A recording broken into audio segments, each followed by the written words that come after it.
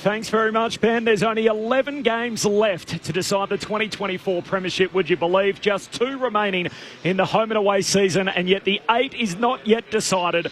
The bare bones Blues, whatever was left of Carlton, went to Perth last week, won their spot back in the 8, and now it is time to defend it. Is it going to be 3 hours of torture, or will that extend to 6 hours for Carlton this afternoon? There is a way there that involves them losing this afternoon, but they would need to rely on Port Adelaide to get the job done over in the West. So the stakes are simple for Carlton.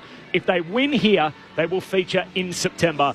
Welcome inside Docklands. The roof is on. Corbin Middlemass alongside Matt Clinch. Our number 1 picks, Mark Murphy and Brett Delidio, and Lauren Borden on the boundary. There is a late change. Mitch McGovern is out.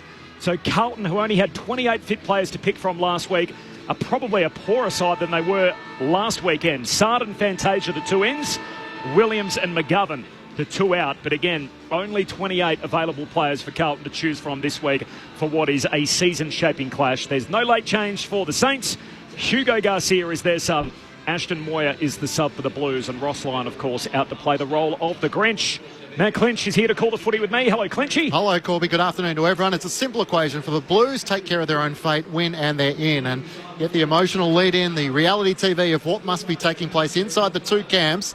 Like a boxing match, Carlton would be keen to come out early and just lay the first punch and take a bit of the sting out of the St Kilda charge. But I saw them in the second half against the Cats last week, and it was a 51-point swing, trailing by 33 points. They went on to win by 18. I'm sure, like Tom Stewart last week, who ran around freely in the first half, Ross will have some plans for Patrick Cripps, and can Michael Voss pull the same trick twice? And can his underman stars kick a winning score once more? I can't wait. Feels like we've been here before. Brett Delidio, 2 years ago. Carlton needing to beat Collingwood on the last day of the home and away season. It didn't happen that day. What are we going to get this afternoon? Oh, thanks for having me back after being refreshed over in Bali. But I wouldn't have come back if it had not been for a do-or-die game for Carlton today. Sitting alongside my mate, Irv. And Clinky, thanks for having us back, Clinky. That's an in-house gag, Corby. But I tell you what, it is all stakes on the line for the Baggers, and I'm looking forward to this one. Cannot wait. Confidence levels, Murph? Yeah, we're confident. We're confident enough. I think I had the long walk in with the Carlton faithful and a few St Kilda fans across from Spencer Street, and there's a lot of nervous people around.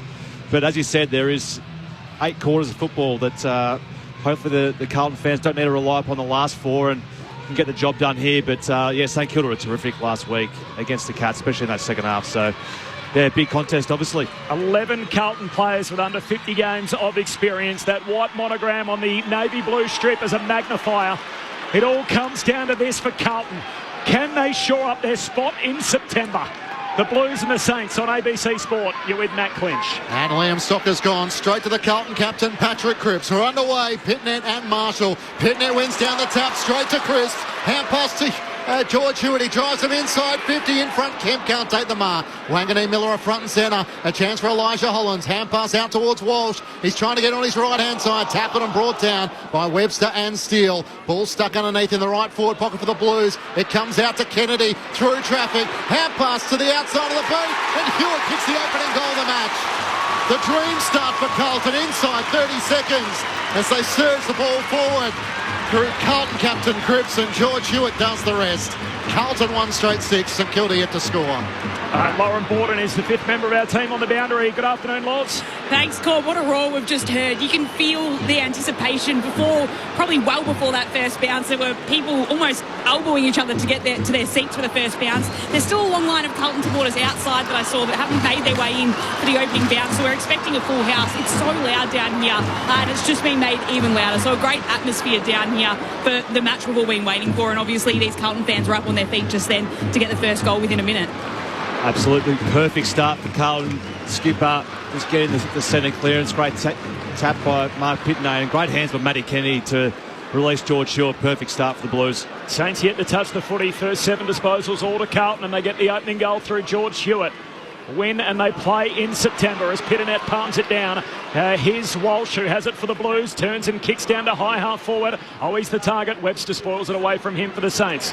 Charging through, always goes back and collects it. Hand pass and turnover. Webster just kicks the ball straight into the bonds of a Carlton player in the other direction. Ricochets away towards Sinclair off the back flank. That player was Walsh, by the way, who's back up and moving now, but caught the Sharon straight to the scone.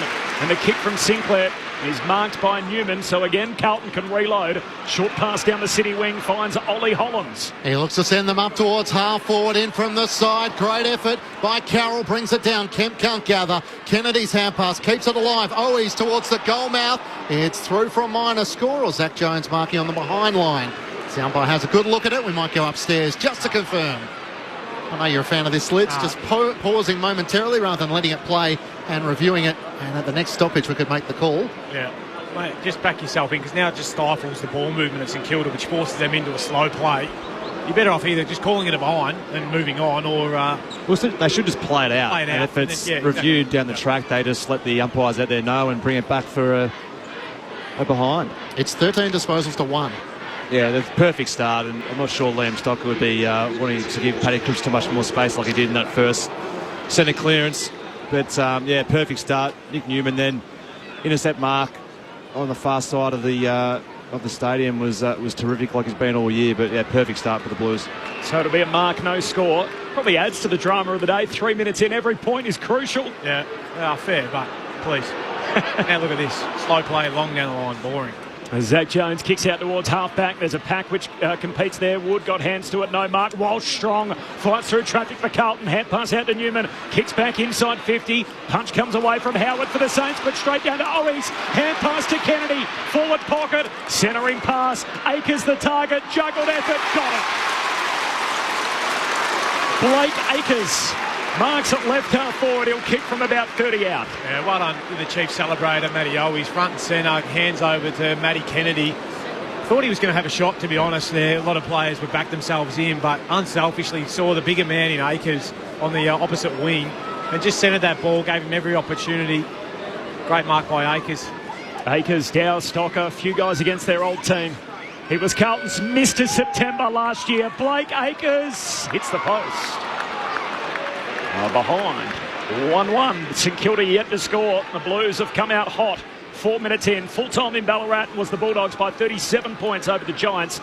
Dogs are playing finals. They will finish 6th and host an elimination final week 1. Sinclair brings the Saints back into play up towards Filippo. Will get a free kick for over the shoulder. He'll have it at right half back.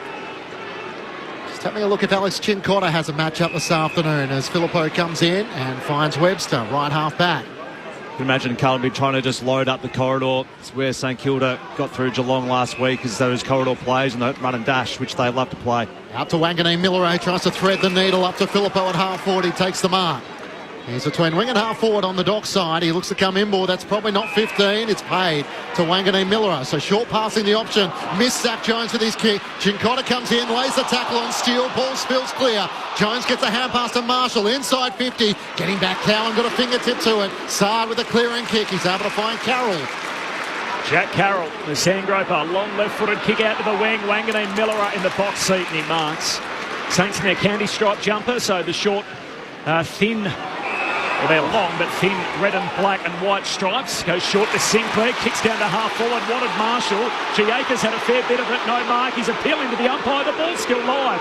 Akers picks it up, takes it out of play, and now we've got a boundary throw-in. 55 out from the Saints goal at the Coventry end. Carlton home game, so all in navy with the white monogram. It is Carlton 1-1-7, St Kilda yet to score. Saints playing for pride. For Carlton, they need to win to guarantee a spot in September.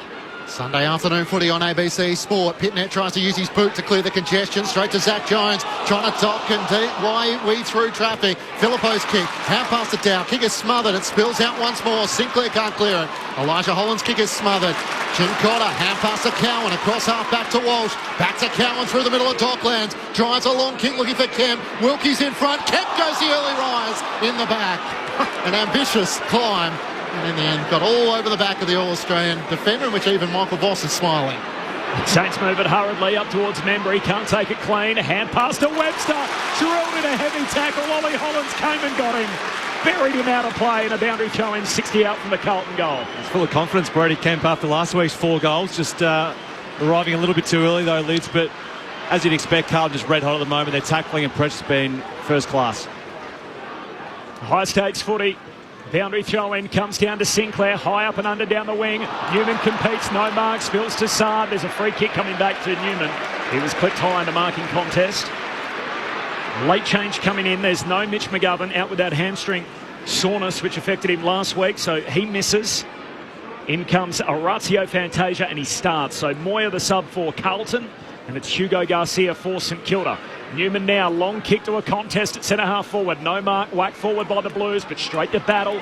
Is it the last time we'll see him in a St Kilda jumper? Heads out to half-back. One-on-one battle, Owens and Cowan, and they share it out of bounds. Good result for the Daggers. Boundary throw-in, half-forward for the Blues. Carlton by 7 points after 7 minutes. Sunday footy on ABC Sport. Interesting question, is it? What's your mail telling you?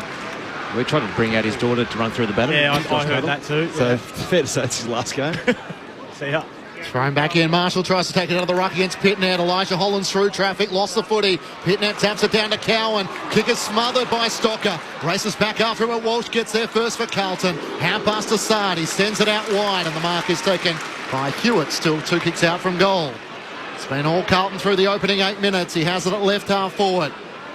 Looks long towards the teeth of goal. Veering out to the right. Sends it as long as he can. Kemp's the deepest target. Kennedy in from the side. Howard makes the spoil. Spills out in front of Owies and Zach Jones. Jones with a hand pass to Stocker. Wanganeen Miller just bangs it in the middle of the ground. Weathery waiting just for that kick for Carlton. Well set up, Carlton. They've settled really well here, and they look on from the jump. Shares it with Newman. Newman a dart inside 50, but Hill takes the intercept mark for St Kilda. Between the back pocket and half-back. Kicks out towards the wing, and here's Wood reaching for it. Takes the mark for St Kilda.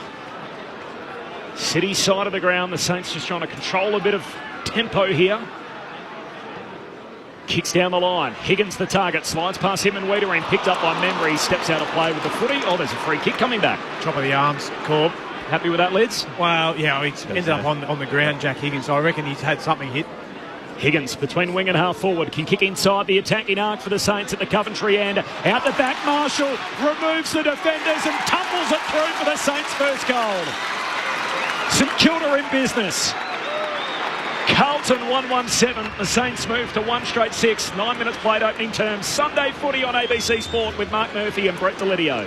Yeah, they just didn't get enough numbers back then to support Carlton. I know it was quite a fast play from the intercept mark from Bradley Hill. But with the mark or the free kick being paid to Higgins, I had time to get back and support, and just had 2 pairs ahead of the football. St Kilda and Marshall was just too good for Pitnet. This is the problem, I think, with the defensive end for Carlton, is that when Wiedering's not there to get the troops sorted because he was stuck up there on the mark, they sort of lose their way a little bit. No one come over the top, no one locked down Marshall. Easy mark. Worked his opponent, Pitnet, under the ball far too easily. They got out the back. Well, without McGovern too, they're pretty small, aren't they? So you look at Young and Wearing being their tools. They've got Newman and Hollands and Cowan and Saad, so they're pretty small down there, Carlton. Up to 15 goals for the season for Rowan Marshall, having kicked a goal against the Cats last week. Back in the middle, a chance for Hunter Clark for the Saints. Hand pass to Hill, to Stocker, out in front of Sinclair. Tackle by Fantasia. Good work to lock him up in the middle of the ground, and the umpire will board up. As you can hear the atmosphere under the roof. In fact, it's a free kick for too high, and it will go the way of Jack Sinclair at the left of the centre circles. St Kilda have closed it to a 1-point lead Carlton's way. He looks up to Webster, who marks it left half forward. Drives St Kilda inside 50. Membry in from the side. Akers spoils it down. Under pressure, Cowan is tackled and brought down, and a ball up in the left forward pocket for the Saints. Blues by a point. 10 minutes gone, opening quarter. Sunday afternoon footy on ABC Sport. Better support there from Akers coming across as the fat side winger.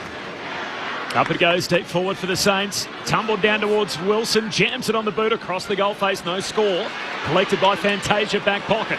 Kicks into space on the back flank. They all hunt out after it, slides out of bounds, deliberate. It was fairly obvious, there was no one there, and the insufficient intent into play, so Burns to take it for St Kilda. He comes across the ground and finds Clark, who marks on the wing. Carlton by a point. Started like they'd been shot out of a cannon, didn't get the scoreboard reward for it, so the Blues 1-1, St Kilda 1 straight. Clark inboard to Dan Butler, plays his 100th game as a Saint this afternoon. As he patrols the 50, trying to find an avenue forward. Sends it into the pocket towards Rowan Marshall. Up went Akers. Can't take the mark. Spills towards Filippo. Can't take it cleanly. Fitnet sand pass to Saad. Out of defence to Nick Newman. He takes the mark at left half back. Carlton by a point. 11 minutes gone, opening term on ABC Sport. Nick Newman decides to go back inside the defensive 50. The umpire ducks to get out of the way, and Cowan takes the mark. Thought about switching it to the City side. Comes inboard, down low. The mark is taken by Lord, getting his opportunity late. Pick 9 in the mid-season draft. Cooper Lord hits up Fantasia all alone at centre-half back. He runs and carries, gives it by hand now to Ollie Hollins. Long kick down to half-forward. Underneath it, Carroll takes the mark 52 metres out. Rolls immediately. Carroll off his preferred left peg to Durden. Skids through and marks. And the Crow Eaters got it centre-half forward for the Blues. Yeah, it's going to be a really important part of the game, that play there. Carlton just aren't going to want to go long down the line at all today. So they're going to have to try and change angles and find the uncontested mark game. So St Kilda need to defend better than that. They need to make sure that Carlton are going to go long down the line and force a contest. But to Carlton's credit, it was Lord who was one of their first picks in the mid-season draft, who was the one who went for that 45 kick, and that just opened up the game. Durden heavy, strapping on that sore shoulder. Durden misses. Out to the left. So Carlton 1-2, St Kilda 1 straight, a dozen minutes into the opening term. Sunday footy on ABC Sport. The Bulldogs by 37 over the Giants. So what we have settled on the 8, Sydney will finish number 1. Port, Geelong and GWS in the top 4, but the order isn't yet confirmed. Power, Giants and Cats. Come back to that. Wanganeen Miller's kick was smothered by Fantasia. It spills away of Walsh. Went for the kick into the pocket for Carroll. And Wanganeen Miller are relieved he's able to take an intercepting mark. Up to Hill, who takes the mark at left halfback. They wreck it around the outer side. Wood takes the mark, trying to get it up to Membry on the wing. Wiedering makes the spoil. Sard front and centre. Hand pass to Chincotta. Away to Hewitt, almost too slow. Just broke the tackle late. Gets the hand pass to Chincotta. Good chase from Higgins. Back to Hewitt. Kicks around his body. Out to the wing. And the mark is taken by Louis Young. He looks for options long. There's nothing, so goes short. Ollie Hollins takes the mark. He's centre wing on the City side. Carlton by 2 points. Hollins looks long down the line. Both Ollie and his brother Elijah out there again today. Flying in from the side, Wilkie, no mark. Spills down to Battle. Hand pass picked off. Blues centering kick back to the hot spot. Wanganeen Miller chops it off for St Kilda. Just dump kick out of the defensive 50, and Wilson takes a very fine mark. Great hands. Half back for St Kilda. 2-point lead for the Blues. 14 goal opening term. A couple of Bushies boys going at it out there, called Hollins and Wilson. And he takes him on the mark as well, Darcy Wilson, as he gets around him and turns it over cold. Walsh takes the intercept mark out of wing for Carlton. Possession number 8 coming up for him as he comes into the middle of the ground. Elijah Hollins takes the mark. Around the back to Newman. They have the overlap. Over the top to Kennedy. He looks up inside 50. Carroll's the lead. Missed him. Wilkie slides in. Takes the mark. Here go the Saints on the rebound. Hand pass to Clark. Kicks out wide for Membry. He's running at full tilt. Can he reel it in on the dock swing? He can. Chips it over the top to Captain Steele. They have options inside the pocket. Jack Higgins. It's a loopy kick. He will take the mark as Elijah Hollins came racing back. And Jack Higgins in the right forward pocket. He'll shoot from about 30 metres out. Yeah, get back to Cal Wilkie. Great intercept, but went forward too. Didn't wait, didn't stop, go back over his mark.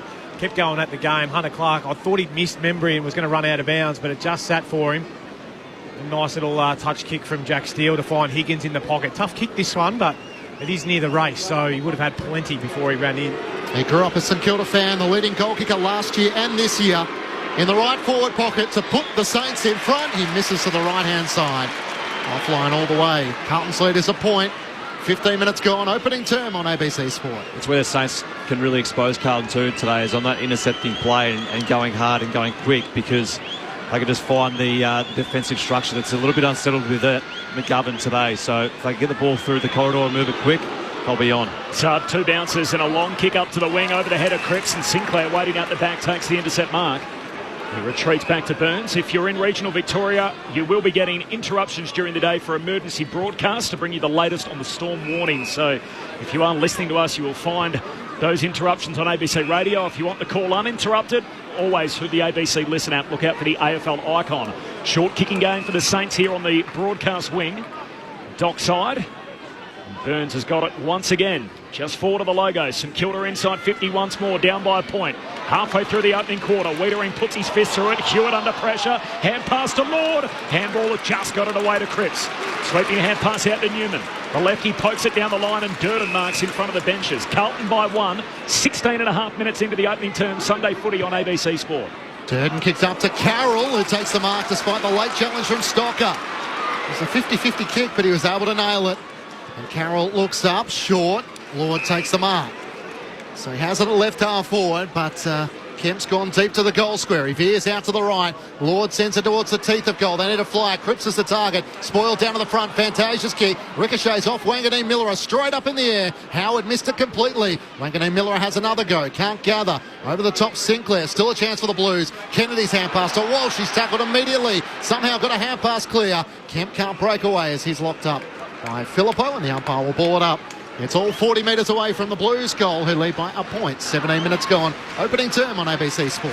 Umpire tosses it up. Cripps grabs it out of the ruck. Hand pass away to Kennedy. He fumbles. Picked up by the Saints in Higgins. Hand pass to Filippo. Handball picked off. Ollie Hollands has it. Was he taken high? Up says no. Now holding the ball. Oh, they'll tear it down, Lids. That was hot. Whew.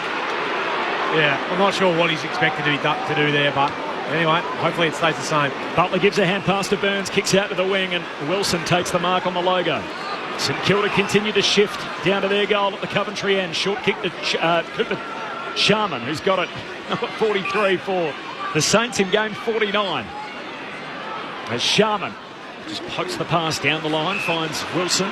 Wilson drops it in front of Mason Wood, runs into the space and takes the mark right forward pocket. Yeah, well worked. I like that. Cooper Sharman was shaping as though he was going to boot it long to the hot spot, but then just changed his mind last minute to Darcy Wilson. Then again, just lowered the eyes, played on, dropped it into Mason Wood. Now, the reason that was called holding the ball, was because he looked like he tried to defend. Right. And that's why. And the umpire's looking for those cues, saw it, paid it. Happy with that? Happy with it. Mason Wood's going to take advantage of his lethal left peg here as he just hooks it around beautifully and puts St Kilda on top for the first time today. Mason Wood, the 35-metre bender from right half forward. St Kilda by 5 points. First lead change, 18 minutes in. Sunday footy on ABC Sport. The Saints 2-1-13, Carlton 1-2-8. Brett Delidio and Mark Murphy on ABC Sport. Yeah, I dare say Ross Lyon would have been running a few drills where they're just playing an uncontested mark game just by the first 20 minutes of this game, where they're just trying to draw out the Carlton defenders and trying to open up pockets of space. And there's not a lot of risk in the way in which they're playing at the moment, St Kilda. They're trying to draw out the Carlton defenders and midfielders to try and cover off those outlets. And then once they actually cover off the outlets, they'll probably try and just get an overlap runner probably after this fact. But at the moment, they're seeing the option, taking it, and playing it very smart and just drawing them out. Beautiful kick from Mason. Mark Murphy with you on ABC Sports. St Kilda lead by 5 points for the first time in the match. Pitnet up against Marshall. Pitnet wins it down to Hewitt. Out of the centre square. Kicks to the leader, Kennedy, who takes the mark in front of Battle. That's a great mark, as he just protected the space in front and looked every bit of a key forward leading out. He started the game well. George Hewitt, he's had some telling touches out of the middle, kicked the goal already, but nothing better than that in our game, I don't think, Murph. Ruckman down to his on-baller, streaming out and then hitting it forward, coming up straight out the middle of the ground. I like that forward structure too, ahead of the football from the centre clearance too. Just getting a lot of the St Kilda's deep and just opening up that pocket of space from 20 to 40 out. One of 4 Blues to play every game this season. A wrestle back the lead for Carlton. His shot on goal hits the right goal post, which is still shaking. St Kilda's lead is 4 points. 20 minutes gone, opening term on ABC Sport. They missed 3 set shots virtually in the corridor, so Akers had one sort of wider corridor, and now Durden and Kennedy from virtually straight in front, 45 out. Yeah, they've had the 12 inside 50 so far, Carlton to St Kilda 7, so certainly not making the most of their opportunities. Battle marks in the back pocket, goes long up to the wing. Wilkie keeps it alive, hand pass back into Chin Cotter. Now he's tackled out in the boundary throw-in. I tried to spit this out hurriedly before, so the simplest way I can do it, get your pen out. This is locked in. Sydney number 1.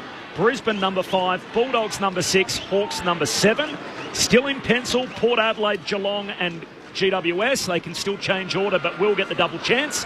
And either Carlton or Fremantle now will be number 8. Hitting one down the tap to Hewitt. Hand pass to Lloyd. It goes out of play and a boundary throw in. So, Lids, if you're the Dockers, I mean, do you want to know what's happening in this game, or do you just want to win and hope this takes care of itself? I think you just want to win. Yeah, I don't think you want to leave anything to chance. Justin Longmuir doing everything in his power to make sure that his players don't know, I think. If Carlton lose, of course, the Dockers are alive. If they win, it might come down to a margin they might have to win by. Steele for the Saints. Tries to get a hand pass out to Stocker and it spills out of play. I mean, really, when Carlton win, that's the end of the race. As it goes to the final Sunday of the home and away season, Carlton fans thought there might have been a little hole there as Stocker is alongside Cripps, and that tangle taking place throughout the match, even then The ball is thrown back in. Marshall wins down the tap, but it's Akers who gathers. Hand pass out in front of Lord. Can't take it cleanly. Hand pass from Paddy Dow goes out of play, and a boundary throw in between wing and half forward for the Blues on the City side. St Kilda leading by 4 points. Is there anything worse than being a former teammate than having to tag one of the best players? I reckon you'd be the target all day with some stuff that they'd know about you. Boundary throw in, high half forward for the Blues. Marshall in front, knocks it down to Zach Jones, who exits the stoppage with the footy. Kicks down the wing. In front is Young, hands to it, no mark. Broken up by Owens. Carlton fans wanted a free, won't get it. Ollie Hollands all over it. Short kick finds Hewitt. Kick the first of the day, still got it City wing.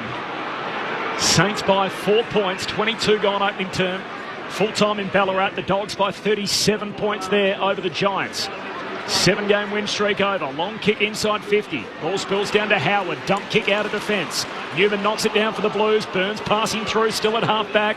No clean possession. Elijah Hewitt looking to try and usher it out. Owens hand pass connects with Dow. Slips a would-be tackle. Swings a hand pass out to Steele. Steele gets it to Burns, and he's away on the wing. Hand pass to Filippo around the City side wing. Has to jack a high kick. Wiedering sets himself underneath. In from the side, Owens trying to provide support for Sharman. It spills out. Still a chance for the Saints as the hand pass comes back to the wing. Burns inboard to Paddy Dow. Takes the mark centre wing on the City side. St Kilda by 4 points.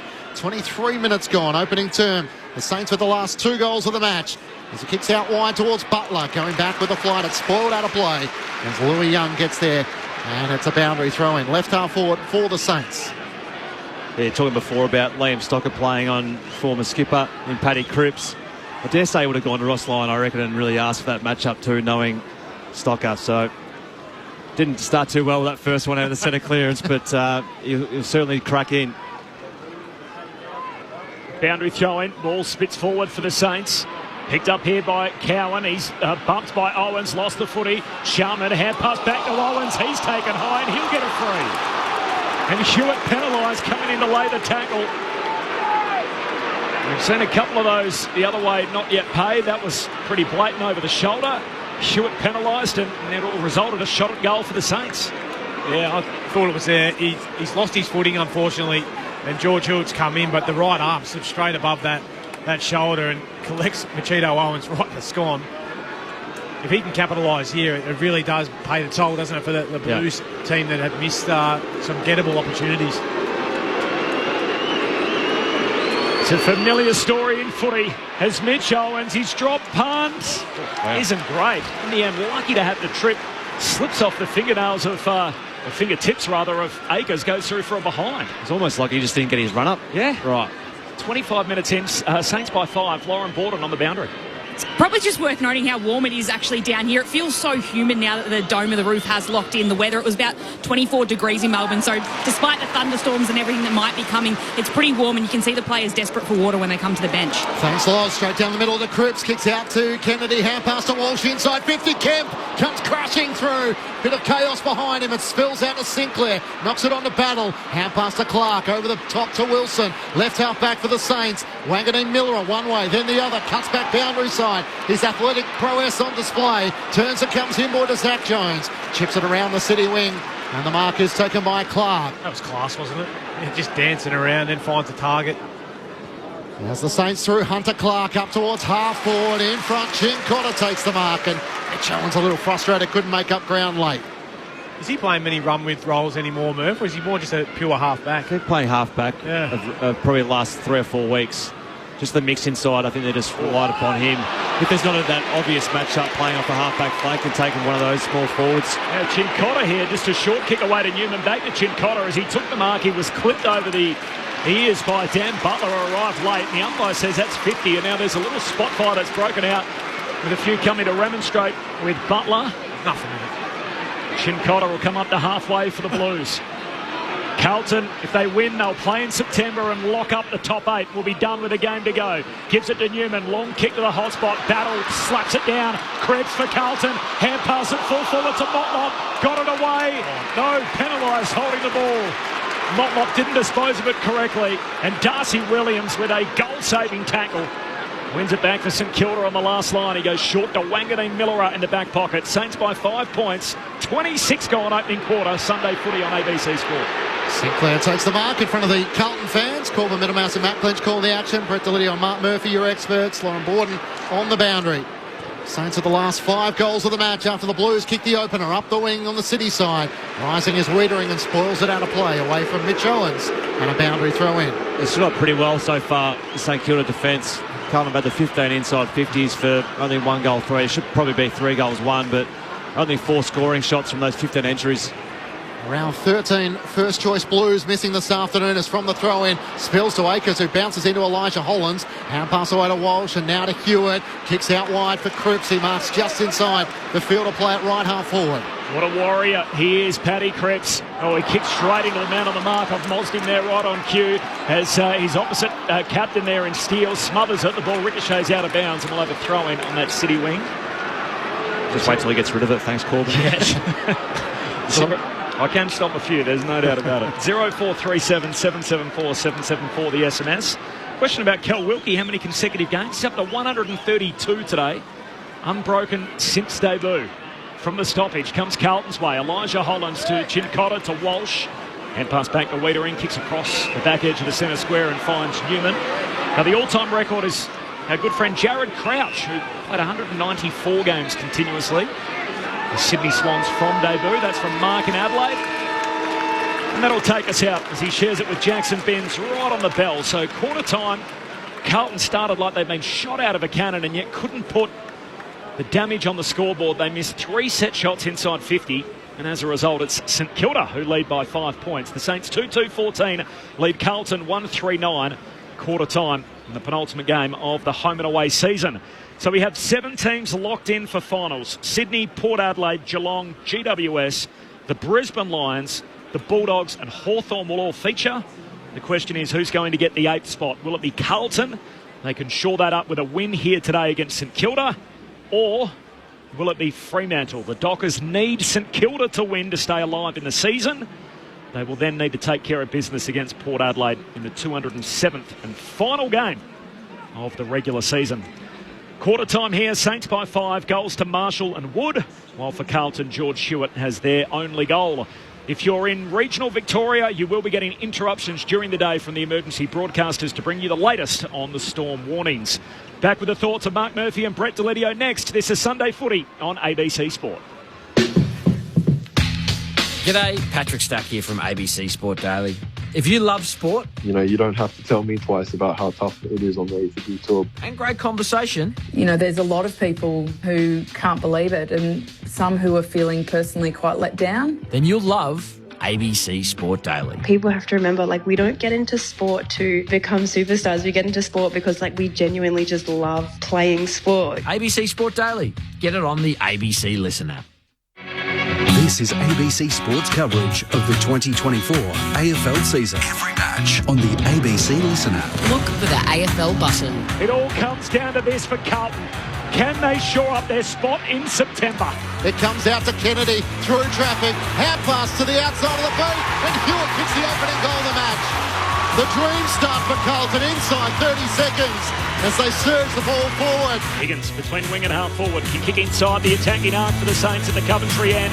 Out the back, Marshall removes the defenders and tumbles it through for the Saints' first goal. St Kilda in business. Wilson drops it in front of Mason Wood, runs into the space and takes the mark right forward pocket.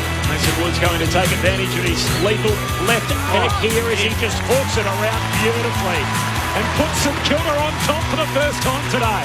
The 2024 AFL Premiership season. On your radio. ABC Sport Digital. And on the ABC Listen app.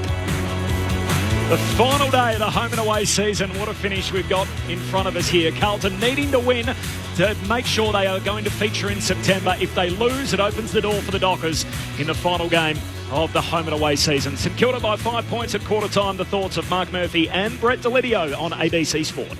Yeah, I love the way the Saints have started. The Blues come out hot, as Corbin mentioned. They shot out of a cannon, but it was more to do with the composure, I think, of St Kilda being able to weather that storm a little bit. But as you called it, and they've probably been doing it for a couple of weeks, is their kick mark style of game where they control the footy, really possess it. I reckon where they were breaking down during the years, they were doing that, but doing it slow. It makes it easy to defend. But now they're getting the ball into their hands of their users. We've spoken a number of times about Nazai Wanganeen-Malira and his ability to kick it, but I love, their ability just to turn and go, see the option, bang, get the ball moving.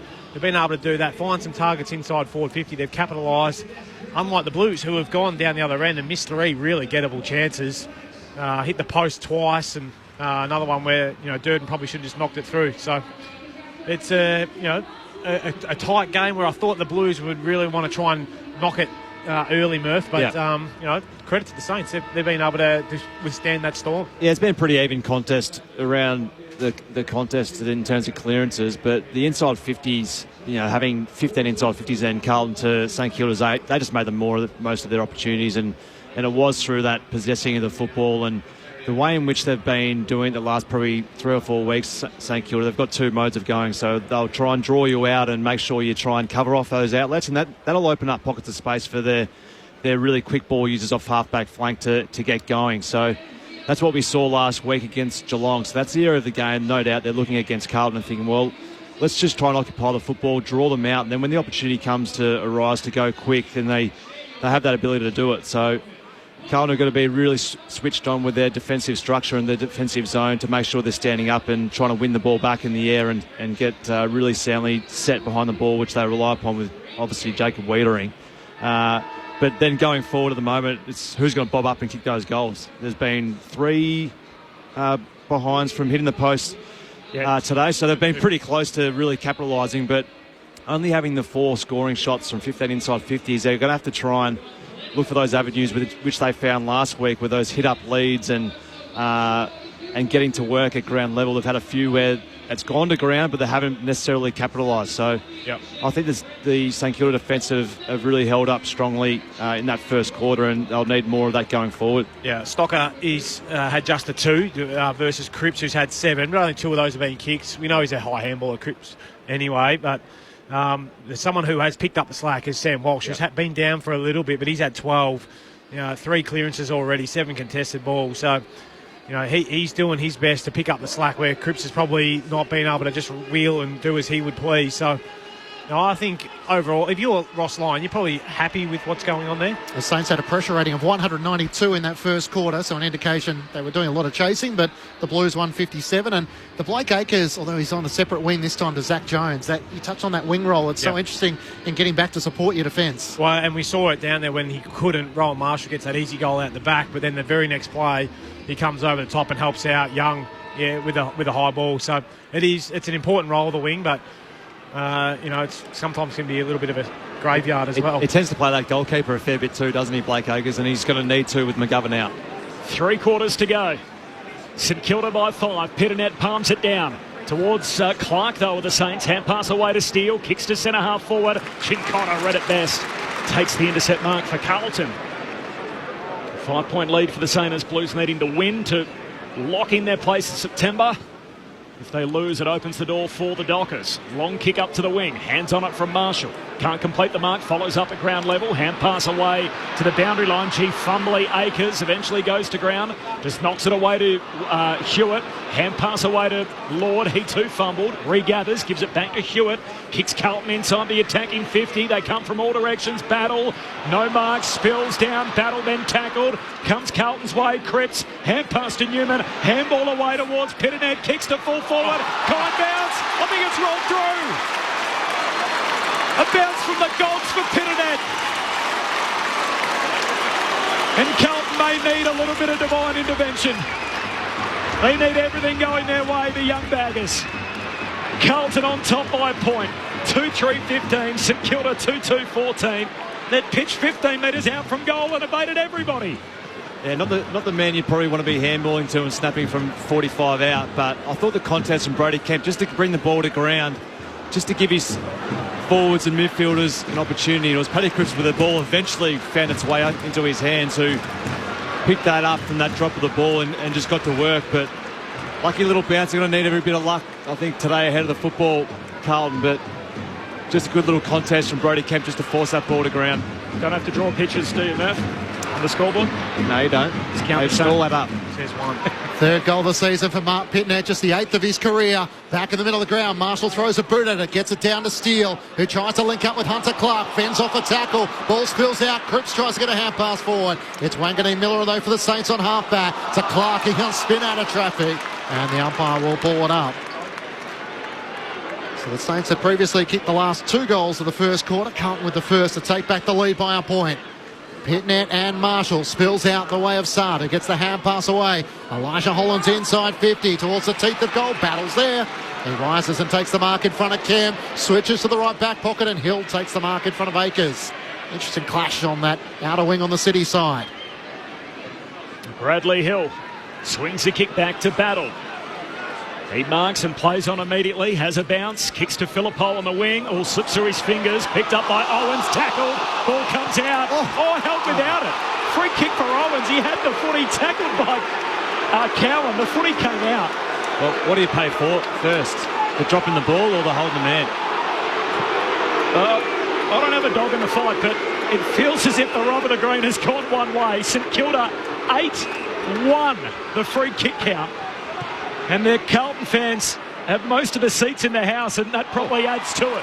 As Owens goes long down to half forward, Sharman jumps up, takes a superb grab over Wiedering. He's got it high half forward for the Saints, Carlton by a point. Waits for Membry to lead, it might clear him, and Phillippo takes the mark.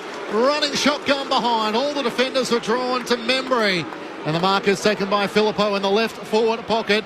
He's about 35 metres out from goal. You're right, Clinky.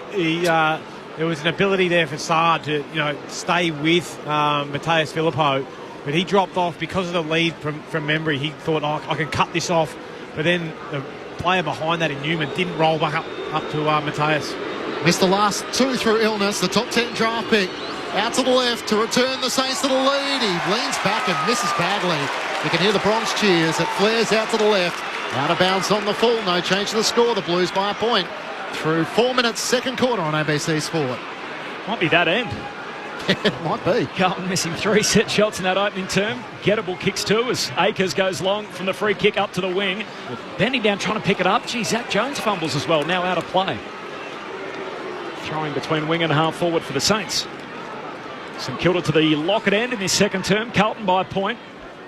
Earlier today, the Bulldogs by 37 over the Giants, so they'll play finals. They'll get a home elimination final. Week 1. Carlton need a win here to guarantee a spot in September. If they lose, it opens the door for the Dockers. Pitternet down towards Newman, kicks up the wing. Ollie Holland's clever, paddles it forward once, and then Steele knocks it out of bounds. And a boundary throw-in on halfway broadcast side or dock side. Just repeating much earlier, a late change with Mitch McGovern out with a hamstring injury, so Fantasia took his place. Ashton Moyer and Hugo Garcia, the 2 subs, neither of them used so far. Toss back in, right below our commentary position. In front, Marshall wins down the tap against Pitnet. Gathered by Phillippo. Hand pass out in front of Steele. Run down by the Carlton captain, Cripps. The 2 number 9s collide, and the umpire says throw it in. As it spoils out of play, and Stocker's going to go with Cripps all the way to the bench. Were you there at Carlton when Liam Stocker's career came to an end in 2022? No. No?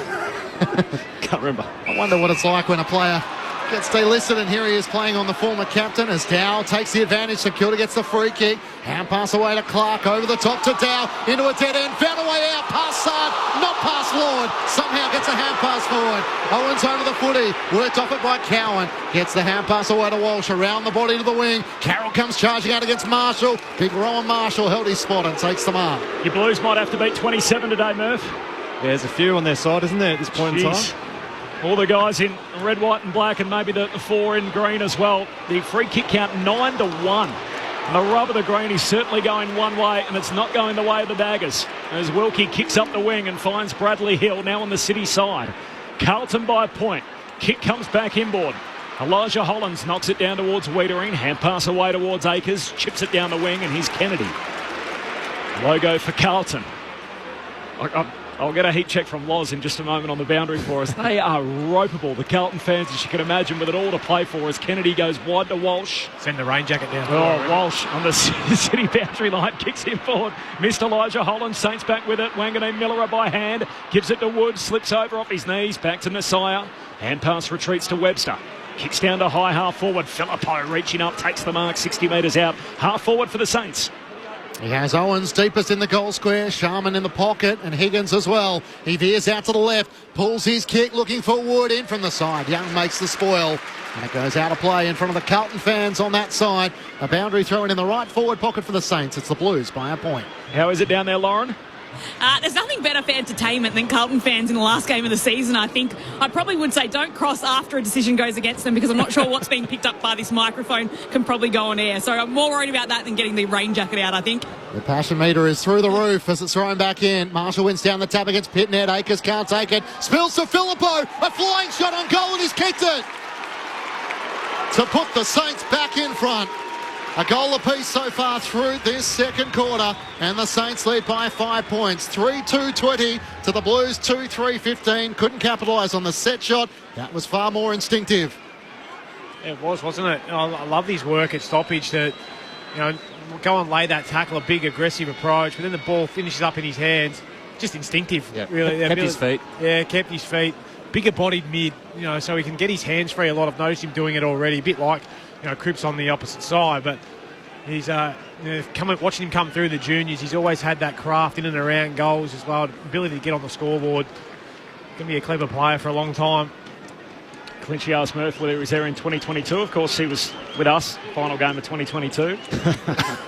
Carlton Collingwood at the G. Didn't mean to mention that, sorry, Murph. It's okay. Just missed by 1 year. Message from Matt off the SMS. Hi all, is Murph's heart rate live on display in the call box?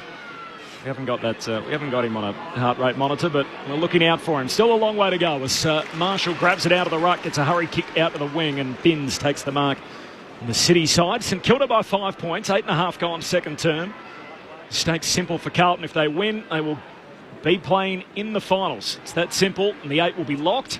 If they lose, it opens the door for Fremantle. The Dockers would then need to beat Port Adelaide. If Fremantle lose, the Blues will get there anyway, but it'll be after 8 hours of torture for Carlton fans. So simple path is take care of business here, and you'll see them on the field in September. They get to train again tomorrow. Short to Hewitt, short to Sard. St Kilda well set up, so short kicking game for the Blues through the middle of the ground. Saints by 5 points, 9 gone. Second quarter, Sunday footy on ABC Sport. Kennedy loads up, kicks long to the hot spot, hands on it from Pitternet, no mark, spills down to Marshall, squeezes the kick out and Binns reels it in. Young Jackson's got it, left half forward, he'll kick from 35-40 out.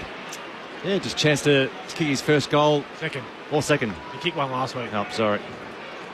Overly excited, aren't I? Yeah, a little bit. It was a nice goal too. But it was actually a smart kick from Matty Kennedy. There wasn't much to go to. They used up every uncontested mark and just put into a bit of pocket of space, got a contest, and then just forced a hazard kick out.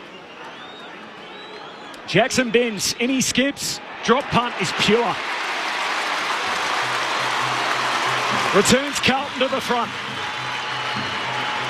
And it's blow for blow at the moment in a high-stakes game for Carlton, and a hugely consequential one in the context of the season. The Baggers by a point, 3-3-21. St Kilda 3-2-20, 10 gone second term. Sunday footy on ABC Sport with Mark Murphy and Brett Delidio. Yeah, it's not a play they'll probably want to go to a lot, the long kick inside 50, because you've got to probably back in Marshall to get back there and support with the other key tools of St Kilda. But every now and again, you're just going to have to go down there and just get it contested very worst, and then at the ground level either win the football or just put pressure on. On that occasion, putting pressure on, hazardous kick outside from Marshall, just got absolutely none of that. And Binns just fell in his lap. Playing his role out there on the wing. Sometimes you get the rubber, the green out there on the wing. Brett Delidio and Mark Murphy with you on ABC Sport. The last 4 goals have swung the lead. As back in the middle, Stocker trying to get down low. Walsh lays a tackle, spills out to Paddy now. Hand pass was pinched by Binns. Hand pass to Cripps, tackled and brought down, holding the ball. Great chase, and Filippo, in fact it was Sinclair who got him in the end. He's just able to lock in on the hips and win the free kick for the Saints. Turns and comes inboard to Burns. Again, I'm not sure that's 15, but they are getting the call of it today. Out wide across half back to Webster. Looks up towards Marshall on the wing, trying to make up ground. Nick Newman can't get there in time, and Marshall hangs on to the mark. Silly Matty Murnett, though. And Blake Acres trying to put the blinkers on Rowan Marshall when he got up too. Just trying to slow him down ever so slightly. As Marshall, just in 2 minds, he decides to chip it back to Dougal Howard across half back. The Blues leading by a point. Howard back edge of the centre square. Plenty of hang time in the kick. Just got it to battle. Late arriving Owies, and Battle settles it down on the wing. Carlton by a point, dozen minutes into the second term.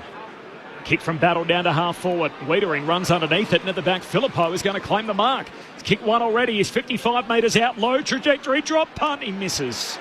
Near side of behind, and we're all knotted up. 12 minutes into the second term, 3-3-21 apiece. Sunday footy on ABC Sport, the penultimate game of the home and away season. For the Blues, they win, they play finals. If they lose, the door's open for the Dockers. Nick Newman just chips it into the pocket as they look to try and find an avenue out of defence. Young takes a bounce, tries to draw an opponent towards him in Membry, up towards Kennedy on the wing. Cooper Sharman read it best. He slides his way to the front and with arms outstretched takes the mark. Geez, that reminded me of Alex Rance trying to make up the play yes. as it was going. Oh, hold your breath. Hill across the middle of the ground, set a bit of a challenge for Wilkie. He's trying to knock it to the advantage of Sinclair. The Blues through pins. His hand pass chopped off and Burns has to wear the tackle of Patrick Cripps. And the umpire comes in. It's locked in the middle of Docklands. Can we get a free kick count, Corbin? It is 11-1, St Kilda's way, 11-1. And there's no home cooking because there's plenty of Carlton fans in. It's their home game. They got all the noise, and yet the umpires are pushing against them at the moment. As Cripps grabs it out of the ruck, tried to get a kick away. None forthcoming. Socked in the direction of Chincotta. He's bowled over, went without it. Now Kennedy picks it up, gets it out of there. Kicks over to the wing. Owies knocks it on once, twice, a third time. Hits it down to half forward. Clever footy. Slides out of play. Ump says spin it in. Boundary throw in 60 out from the Blues goal. Yeah, good footy, Matty Owies. Just creating a contest, getting yardage. He's going to need every inch today, and just good hassle and harassment there at ground level. Just forcing the contest in the air and getting it to ground, and then just working hard to get on the end of it. Scores level here. The Bulldogs winners by 37 points. They keep the last 4 goals of the match against GWS. From the throw-in, spills the way of Wilson of the Saints. Hand pass, too slick for Phillippo. Trying to brush away Binns. Tackled, holding the ball. And St Kilda win it at right half back, and Cooper Sharman is keen to quickly take it and try and move it out onto the wing. Why not? Because he spotted Jack Steele had a couple of metres. He runs away from Nick Newman. Takes the bounce at right half forward. Drives it inside 50. Higgins the target. It clears he and Sard. And goes out of play in the right forward pocket. Lauren Borden on the boundary. Just a little bit of an issue for Rowan Marshall. He's got an issue with his right ankle and he's stripped off his shin pad as well. He's getting that put on and restruck too. So he'll just be on the bench a few extra minutes more than normal. Thanks, Lauren. Boundary throw-in as Sharman palms it down for St Kilda, down to Walsh. Hand pass away to Fantasia, who's playing back behind the ball. Long kick up the wing and intercept mark for Burns. St Kilda can reload. Short kick to Steele. Free kick count 12-1 in favour of the Saints. And Steele kicks into the forward pocket, and Cooper Sharman hitting up on the lead, takes the mark, right forward pocket. He'll kick from 25 out. He's got a good set of hands, Cooper Sharman. Yep. He's shown that a couple of times. He just got separation on Matty Kennedy. He's probably out of position, if we're being honest, playing down there in the back line, but good forward craft and good extension to really put the Dukes out in front, not try and take that on the chest. Yeah, he's been good today. He took a really good grab against Wiedering earlier this quarter. Really like the way he moves. Cooper Sharman uses all of his 30 seconds, starts his approach now. Right peg against the fence, low trajectory, drop punt. She in the end lucky to squeeze it in from behind. Misses wildly to the near side. It is the pocket Adam Lamanascus calls the dead pocket. It produces only a behind here. It is a lead change though, the 5th of the game. St Kilda by a point. Blues through Chincotta, up to the wing, nobody there, and Burns is going to be able to take the mark. Centre wing on the City side. St Kilda leading by a point. He looks out boundary side, chips it out to Hill. He's got a short option around the boundary line as he works it to Butler. So the kick mark game very much on display for the Saints, trying to stretch the Carlton defence. Drives it into the pocket. Sharman's there, Membry as well. Spoiled away by Young, hard against the boundary. Wilson's firing shot on goal. Misses to the right-hand side. St Kilda's lead goes from 1 to 2 points. 16 minutes gone. Second quarter on ABC Sport. Sard on the kick out. He was one they did get back this week, losing Williams and McGovern. So after only 28 fit players to pick from last week, Carlton probably have less or the same amount at their disposal this week with Fantasia and Sard coming in, but arguably not as strong a team as what they had over in the West last week. Still 11 players under 50 games and 5 under 30. As the kick goes to Young, and then Young kicks out for halfback, looking to try and link up with Hewitt. Webster's got it, centering past Membry. Yeah, great kick.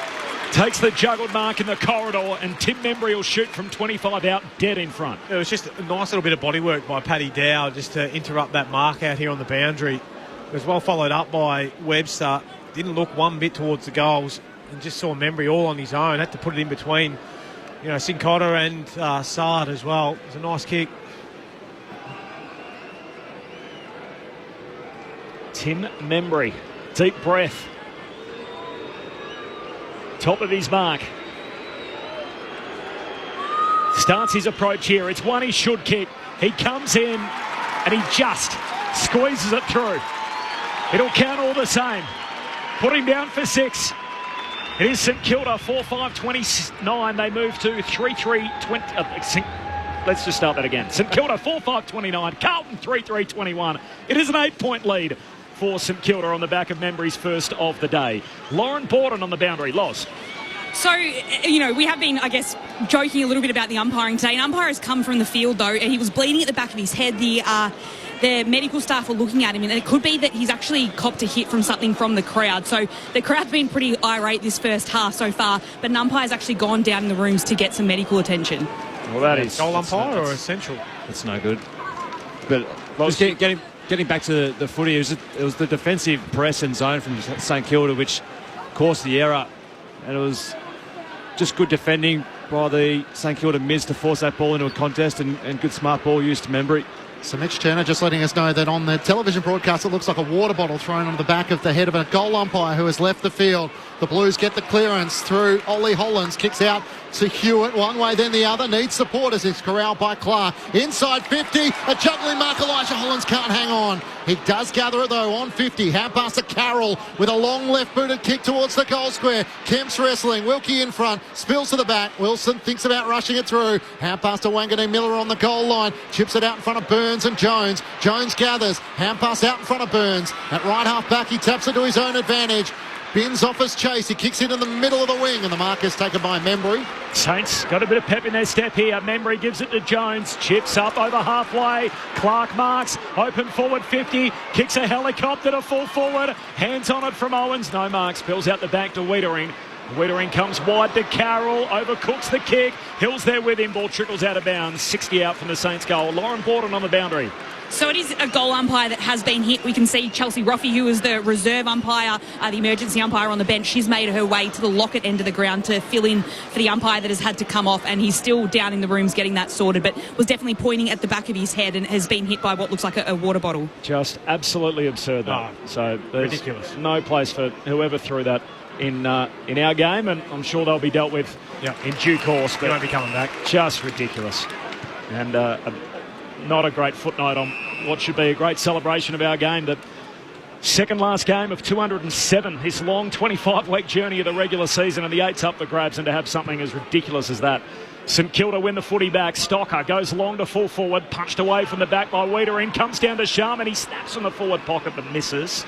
Saints are well on top here. They lead by 9 points, but they're on top around the ground as we tick into time on second term. Certainly had all the play this quarter, St Kilda. I think they've had the 10 inside 50s this quarter to Carlton's 4. So not really making the most of their opportunities at the moment, St Kilda. Newman to Ollie Hollands, spots Kemp out on the wing, City side, has Owies over the top, chips it to him at left half forward. He can run towards 50. Does he go himself? He looks at the avenues. He goes himself. He won't carry the goal line. And Rowan Marshall was back. Dougal Howard as well. It probably wasn't the right option in the end as Kennedy was leading up towards him. No, probably about it, Matty. Cut. As the Saints out of defence, go short to Steele. He has it in the left back pocket, having received it from Stocker. Swings onto his right-hand side, out to the Docks wing, where Owens is there. Sharman as well. Filippo stayed down, trying to spin through traffic. Hand pass chopped off by Walsh. Quick 1-2 for the Blues through Chincotta. He works it back to Nick Newman at centre half-back. Saints by 9 points. In the game, Carlton need to win to guarantee their spot in September. That's a dart. Kicks to Elijah Hollands, who marks beautifully. Inside that St Kilda zone, well set up in Carlton's front half. The kick to the hot spot. Hands on it from Kennedy. No marks. Pills to Wilkie. Hand pass to Stocker. Handball back into dispute. Sinclair off his knees. Got a hand pass back out to Wilkie. Handball away to Stocker. Gives it to Wanganeen Millerer. Hand pass out to the back flank. Oh, Marshall, it's a long way down, trying to pick it up for the big man. Now he's in trouble. Ball stolen away by Owies. Carlton with it, centre half forward. Hand pass to Lord. Handball to Akers. He gives it off to Walsh. Kicks across the half forward line. And Carroll takes the mark. His direct opponent there, Wood, just slipping at the most inopportune moment. And Jack Carroll will get a look from true centre half forward.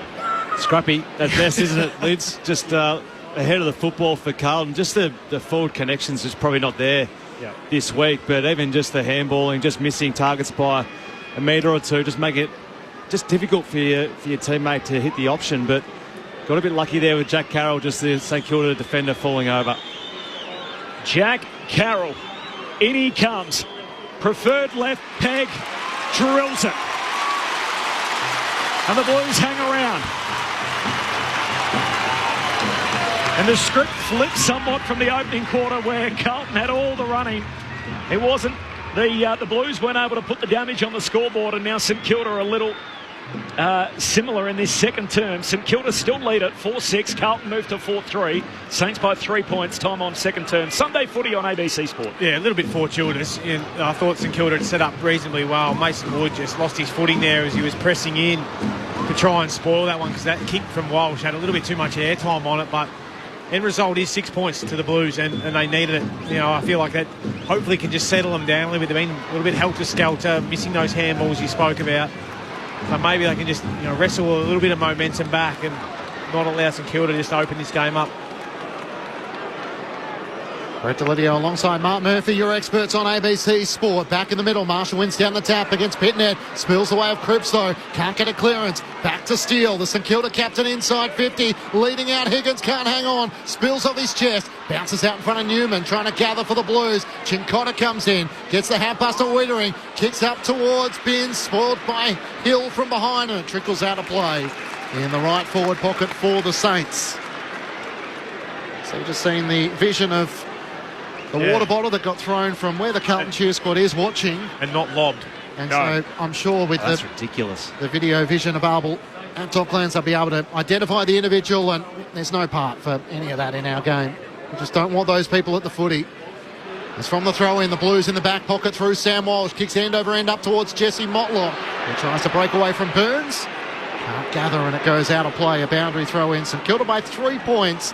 24 minutes gone, second quarter on ABC Sport. It's been an arm wrestle from go to woe, with the Blues taking the lead in early stages of this second quarter, but the Saints have steadied. It wasn't an empty water bottle, and as Lid said, it wasn't lobbed. It came like an absolute projectile, hit the goal umpire, and he's been forced to leave the field bleeding. Free kick for the Blues, rock infringement at the boundary throw-in. There's the Bronx cheer from the Carlton fans, just their second free kick, so 2-12 the free kick count. Lopsided in the Saints' favour as Pettinet heads down the wing. Competing for a battle, no mark, spills down towards Sinclair. Hand pass away to Wilkie of the Saints. He gives it to Burns, kicks down the wing for St Kilda. Hands on it from Phillippo, no mark. Falls to Stocker. They tackle him in a hurry, and a ball up on halfway.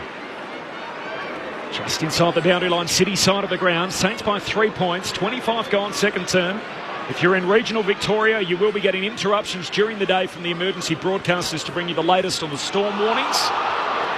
Appeals here for holding the ball as play gets back underway. The Saints squeeze a kick out, comes through Marshall. He got it down the line, and now Owens takes the mark between wing and half forward for St Kilda. Saints by 3 points as we tick towards half-time. Sunday footy, ABC Sport. Owens' high kick inside 50. Cooper Sharman got underneath it. It clears to the back. Higgins races after it. Chincotta misses it. It spills back. Wood, left-hand side over his shoulder. That'll do it. Acrobatic and able to create something out of nothing. And Mason Wood with his second. And St Kilda stretch 9 points clear. 5-6-36 to the Blues. 4-3-27. A chaos ball inside 50. And in the end, the Saints are able to capitalise and make something of it. Mason Wood, just good tricks, really. Just stopped on a dime. And then when most people would turn to their right, obviously he's turned to his left and just found that metre and a half of space. But just good awareness and good goal sense. But just to put on the brakes there and just evade the tackle of Lockie Cowan. Yeah, beautiful bit of play. Shocking bounce in here. Just sat right up over his head. Went over. There's nothing worse running back towards goal as a defender, trying to chase down a loose ball, knowing that the little small forwards are hunting after you. You know I love your theories, Lids. I like your long end, short end at the MCG. We've got the dead pocket Adam Ramanauskas theory. Yep. I've got a Brendan Goddard theory, which you may remember, that I think is actually in play today that we should reference. It is St Kilda by 9 points here. I'm bringing that in a moment. Time on in the second term. Cripps first touch. Got it to his mate Walsh. Hand pass out to Hewitt. Kicks inside the forward 50. Back pedaling. Burns takes the mark. Good courage. Has it centre half back for St Kilda. Swings the kick wide to Hill.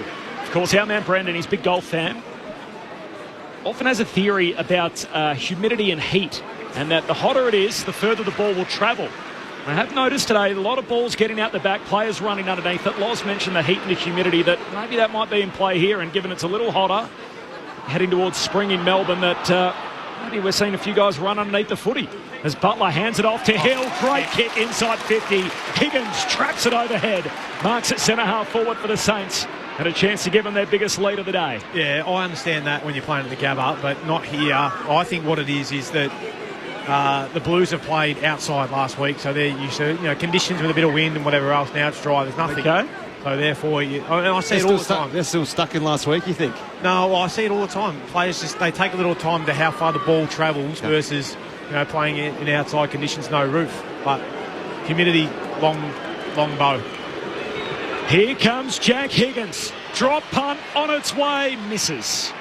It's out to double digits, though. First time we've been there either way. St Kilda by 10. 28 gone in the second term. Lauren Borden on the boundary. Loz. Thanks, Corb. I've just come down to the locket end just to see if I can find out anything more about the water bottle incident. So the person who did throw the bottle has actually left the stadium. He didn't leave via security. He basically just left himself. So he threw the water bottle and then just walked up the stairs and left the stadium. So it's he's not a member of the cheer squad, but he's just come in, thrown the water bottle and exited. Newman into Cripps, drops the mark. Butler then had a fumble, has to soccer it forward. Mitch Owens, hand pass to Steele, into the pocket. Good juggling mark taken by Blake Acres. Getting back to support alongside Filippo. And the Blues see off another St Kilda foray inside 50.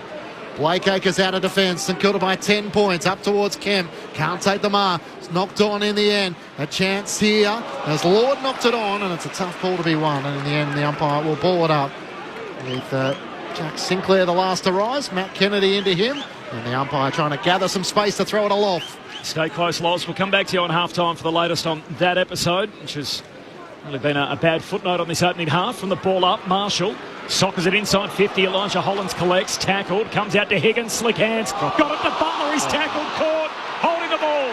Had to be. Free kick, Carlton. The Blues with their third free kick of the day. Cripps wins one back for Carlton. If that had been holding the man, I'll tell you what, the roof would have gone off. Cripps comes wide with a kick to Hewitt. Blues were hot early, couldn't put any pain on the scoreboard. Missed 3 gettable set shots in that opening term, and St Kilda have been the better side in this second quarter. And the Blues are hanging in there. Wildly undermanned and underdogs. Saints by 10. Hewitt long down the wing. Wood and Webster pumping away for the Saints right on the bell. And that'll do us to half-time with Carlton's season on the line. The Blues right on the precipice. If they win here today, they will make it to September. If they lose, it opens the door for the Dockers. That would mean if Fremantle beat Port Adelaide in the final game of the home and away season, the Dockers will get that last spot in September, and Carlton, their campaign will be over. It'll be Mad Monday for them tomorrow. So it's as simple as that for the Blues. Win and they're in. At half-time, though, St Kilda's on top by 10 points. 5-7-37, leading Carlton 4-3-27. The goal kickers, Mason Wood's got a couple. One for Marshall, one for Filippo, and one for Membry. Meanwhile, for Carlton, we've got one each for Carroll, Binns, Pitternet and Hewitt. Just ahead of Mark Murphy and Brett Delidio, Lauren Borden's on the boundary. Loz, there was an episode involving an umpire in that second quarter. Bring us up to date with what happened. There was. So just at the locket end of the stadium, so where the Carlton cheer squad is, a person has thrown a water bottle at the goal umpire at the time. It's hit him in the head. So he's come off, came to the bench. He was bleeding from the back of his head, had to get medical assistance.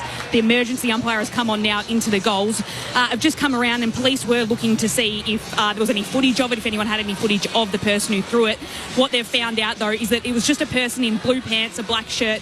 He came down, threw the water bottle, and then brought himself out of the stadium. So walked up the stairs, walked out of the stadium before security had a chance to get to him. The cheer squad leader has said that he's never seen him before, so he's not a member of the cheer squad. He's just someone who's come along to the football and has piffed a drink bottle onto the umpire standing there trying to do their job, which is really disappointing. But you can see that around here in the Carlton cheer squad, no one's very happy with the behaviour, and neither are the security or the police that are standing by and are quite close to the locket end, just keeping a little guard around this section. That it is heaving today. There are people everywhere. This cheer squad end is just fully blue and white and is absolutely packed out. So there are people everywhere, and there are police and security keeping a good look around this end at the moment. No word on the goal umpire, Loz? No, not yet. So the emergency goal umpire was out for the rest of the term. So I'll get an update on that and try and find out how the goal umpire who had to go off is faring at the moment. Thanks, Lauren. All across it. Lauren Borden on ABC Sport. Halftime Saints by 10. Mark Murphy, Brett Delidio, you both saw the vision. Well, it's fair to say that idiot won't be coming back to the football, I wouldn't have thought. They'll find out who that is. Yeah. There's got to be enough CCTV around, and they'll work out who it is, and I'm sure that the police will come knocking for him, because that could do a fair bit of damage. So hopefully that umpire is all right, but hopefully that's the last time that bloke will come to the footy. Yeah, or rubbish. Person, whoever it is. And it's got to be a life ban, doesn't it? Yeah. Can't do that. We can't accept that. Absolutely not. Because there's got to be a safe place for everyone out there on the field. Yeah. And the numbskull doesn't realise that the goal umpires don't blow the whistle, so he's not paying any free kicks. Yeah. Anyway, and even if he was, it's no, exactly right. I'm not condoning it for 1 second, but I mean, the great part about our footy is, we have that kind of response, and the umpires here and there get jeered, and everything happens in a safe manner. Our fans aren't separated; they all sit with one another, and so to have such an ugly episode on the final day of the home and away season is really disappointing, with the game on the line, with the makeup of the top 8 on the line. My apologies. St Kilda by 10 points, half-time at Docklands, 5-7-37. The Saints lead Carlton 4-3-27. The Blues need to win to make the 8. If they lose, it opens the door for the Dockers. Fremantle, if they beat Port Adelaide, can take Carlton's spot in September. The thoughts of Brett Delidio and Mark Murphy to half-time, with the Saints on top by 10. Yeah, it was a quarter dominated by the Saints, wasn't it? They had majority of the footy, had 14-7 inside 50s. They probably didn't capitalise as much as they would have liked going forward. I feel like they probably left a few on the table. Carlton are doing their best to scrounge and find a way to get back into the game. They're going to have to work hard for their goals today.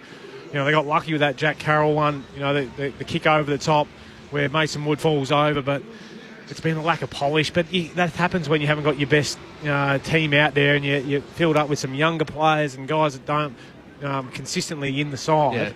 Yeah. It's the connection, isn't it? Because it's ahead of the football, like you saw last week with Carlton playing the Eagles. The Eagles were terrible last week, and Carlton made them pay, but against a really good defensive outfit, it's not going to be as easy as what it was last week. And the connection is always difficult to sort of capture and harness when you've got different guys ahead of the football that don't know the leading patterns, or don't know the bloke who's using the ball like a normal week where you've got a Harry Mackay and a Charlie Curnow, where they understand where one another are and where they are in the system, and they play to that system. So when the system is interrupted as much as what it is at the moment without your two key targets, it is difficult ahead of the football. So you're currently looking at a Carlton outfit where it's hard to look at where the goals are probably going to come by. Yep. So it's not going to be Kemp kicking for today, I don't reckon. It's going to be the smalls are going to have to get on the board. Cripps is going to have to go down there and potentially jag one. Kennedy missed his opportunity. It's those sort of players that are going to have to. It's going to be a spread. It's not going to be just one. Well, they brought Fantasia back into the side, but we haven't sided him hardly. No, it's going to be the midfielders that are going to have to get hard forward and kick goals, and then the small forwards around are going to have to just pitch in and kick goals where they can. But I'd like to see Paddy Cripps just from the stoppages. He's got a trailer in Liam Stocker, so just run hard forward, take him forward, and try and clear the space around him and try and isolate that matchup. And let Hollands go up to the stoppage. Just allow him to get up and mix it up in there, but allow Cripps get on the fly, go forward, test him out. Yeah. The problem is that Stocker's not a bad defender. No, he is. So taking him forward doesn't actually expose him, whereas normally with a tagger, they're not great defenders. Good in the stoppage, good runners. The height difference is the challenge for them. So if you can isolate Paddy Cripps against Liam Stocker, then the free kicks will come come to the fore eventually, Corbin. They might get a free kick, but I think that if they can try and isolate that matchup going ahead of the football where they can and getting that half-forward flanker to come up and play midfield as well to try and support the space left by Paddy Cripps, it could be an option for them. But I just think they're just going to have to find bits and pieces of players who are just going to bob up and kick a goal at the moment, because I don't think Brody Kemp's going to kick 4 like he did last week in the second half. So the clearances are 9 apiece. The Saints won the centre bounce clearances 4-2. They really dominated the quarter with 14-7 inside 50s with 8 scoring shots to 3. And it was sort of that Matt Owies where he was 55 metres out from goal, knowing that every goal is going to be crucial, trying to go himself, but not really having the journey, which might be the focus of Michael Voss at halftime to try and make sure they're maximising their opportunities and the team rules in which they're trying to capitalise on those inside 50 entries. Yeah, well, they did that really well last week. They lowered their eyes really well, and they're going to have to do that again today. And they're going to have to bail out every now and again, but just lowering the eyes, hitting the free that's there. But it was, again, the connection we just discussed was Brody Kemp came at the leg probably later than what Matty Owies really wanted him to. So they're just going to have to just find a way, as hard as it is. But St Kilda, to their credit, were terrific around the contest then, and they just played the game in their forward half and had a lot of those in-out-in plays where they just set up the wall behind and really just controlled the quarter. So to their credit, they were fantastic. They probably didn't make the most of their opportunities. They should probably be a little bit further ahead based on that second quarter. But the game's certainly well and truly on. Other thoughts of Mark Murphy and Brett Delidio, Corbin Middlemass and Matt Clinch calling the footy. Lauren Borden on the boundary, just repeating that episode where a water bottle was thrown at the goal umpire who was forced to leave the field as a result. And presumably an angry Carlton fan, but certainly a member of the crowd. They then turned away and walked from the venue, so the police are investigating further, but that is the latest from the eyewitness reports that Lauren Borden brought us a few moments ago. So St Kilda by 10 at halftime in the footy. Earlier today it was the Western Bulldogs by 37 points over GWS, so 7 of the spots are already locked up in the 8. It means that Sydney, Port Adelaide, Geelong, GWS, Brisbane, the Western Bulldogs and Hawthorn will all play finals. It's as simple as this. If Carlton win, they're in. They will play in September. If they lose, it opens the door for the Dockers. Should Fremantle beat Port Adelaide in the 207th and final game of the home and away season, it'll be Fremantle who nabbed that last spot in the finals. Second half action not far away. If you're in regional Victoria, you will be getting interruptions during the day from the emergency broadcasters to bring you the latest on the storm warnings. If you want to listen to the footy uninterrupted, you can find it through the ABC Listen app. Of course, every game, all weekend. Second half action not far away. Let's get the latest from the ABC newsroom.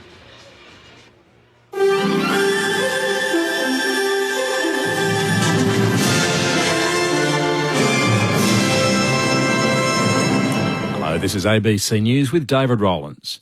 The Lebanese militant group Hezbollah says it's launched hundreds of rockets and drones against Israel in retaliation for the assassination of a senior commander in Beirut last month. More from the BBC's John Donnison. This appears to be a significant and ongoing escalation. Overnight, Israel's military says it carried out strikes in southern Lebanon. It said it was targeting what it called the Hezbollah terror organization, preparing to fire missiles and rockets across the border. In a statement, Hezbollah said it had begun its response to the Israeli assassination of a senior commander. Israel's military has warned there will likely be more Hezbollah attacks in the coming hours, and air raid sirens have been sounding across the north. Israel's security cabinet is meeting this morning. Russia and Ukraine have taken part in a prisoner of war swap in the wake of Ukraine's incursion into Russian territory launched early this month. They exchanged 230 prisoners, 115 from each side. Ukrainian President Volodymyr Zelensky said another 115 of our defenders have returned home. It's the first such swap since Ukraine launched the incursion on the 6th of August. Police are treating a stabbing rampage by a man in Sydney South this morning as domestic violence related. Officers say the man in his 50s attacked his partner with a box cutter while they were driving along the Princes Highway. She's in a critical condition in hospital. The car crashed at Engadine and officers say the man stabbed himself and another person who came to the victim's aid along with a police officer. The alleged offender ran from the scene but was chased and tasered, then taken into custody. Police Superintendent Donald Faulds said he grabbed his partner multiple times inside the car prior to the crash. We believe the female was being assaulted in the car whilst the male was driving the vehicle at the same time. A number of witnesses mentioned the car was driving quite erratically at the time, and we believe that's when the assault was occurring in the car, and as a result they then collided with another vehicle. The family of a man who disappeared from Melbourne's southeast 10 years ago have made a fresh appeal to the public for help on the anniversary of his disappearance. 20-year-old Jake Lyons was last seen at his home in Dandenong on the morning of August 25, 2014. He was due to go out in the afternoon with a friend who later arrived at the house to find the front door open and no one at home. Mr. Lyons' car was found at a reserve 6 days later. His cousin, Kim Brassington, says the past 10 years have taken an immense emotional toll on her family. It's 10 years of stress, worry, anxiety. It's a nightmare. His father wakes up every morning and has to deal with this. And it's really hard, wondering where your child is. Millions of Australians will be able to disconnect after work shifts without taking calls or checking emails under new laws to come into effect tomorrow. The federal laws protect workers in companies with 15 or more staff from being forced to take calls or respond to emails outside of business hours. The laws have been criticised by business groups who argue there's uncertainty about what the changes will practically mean for employers and employees. However, Workplace Relations Minister Murray Watt says the new laws enable workers to separate their work and home lives.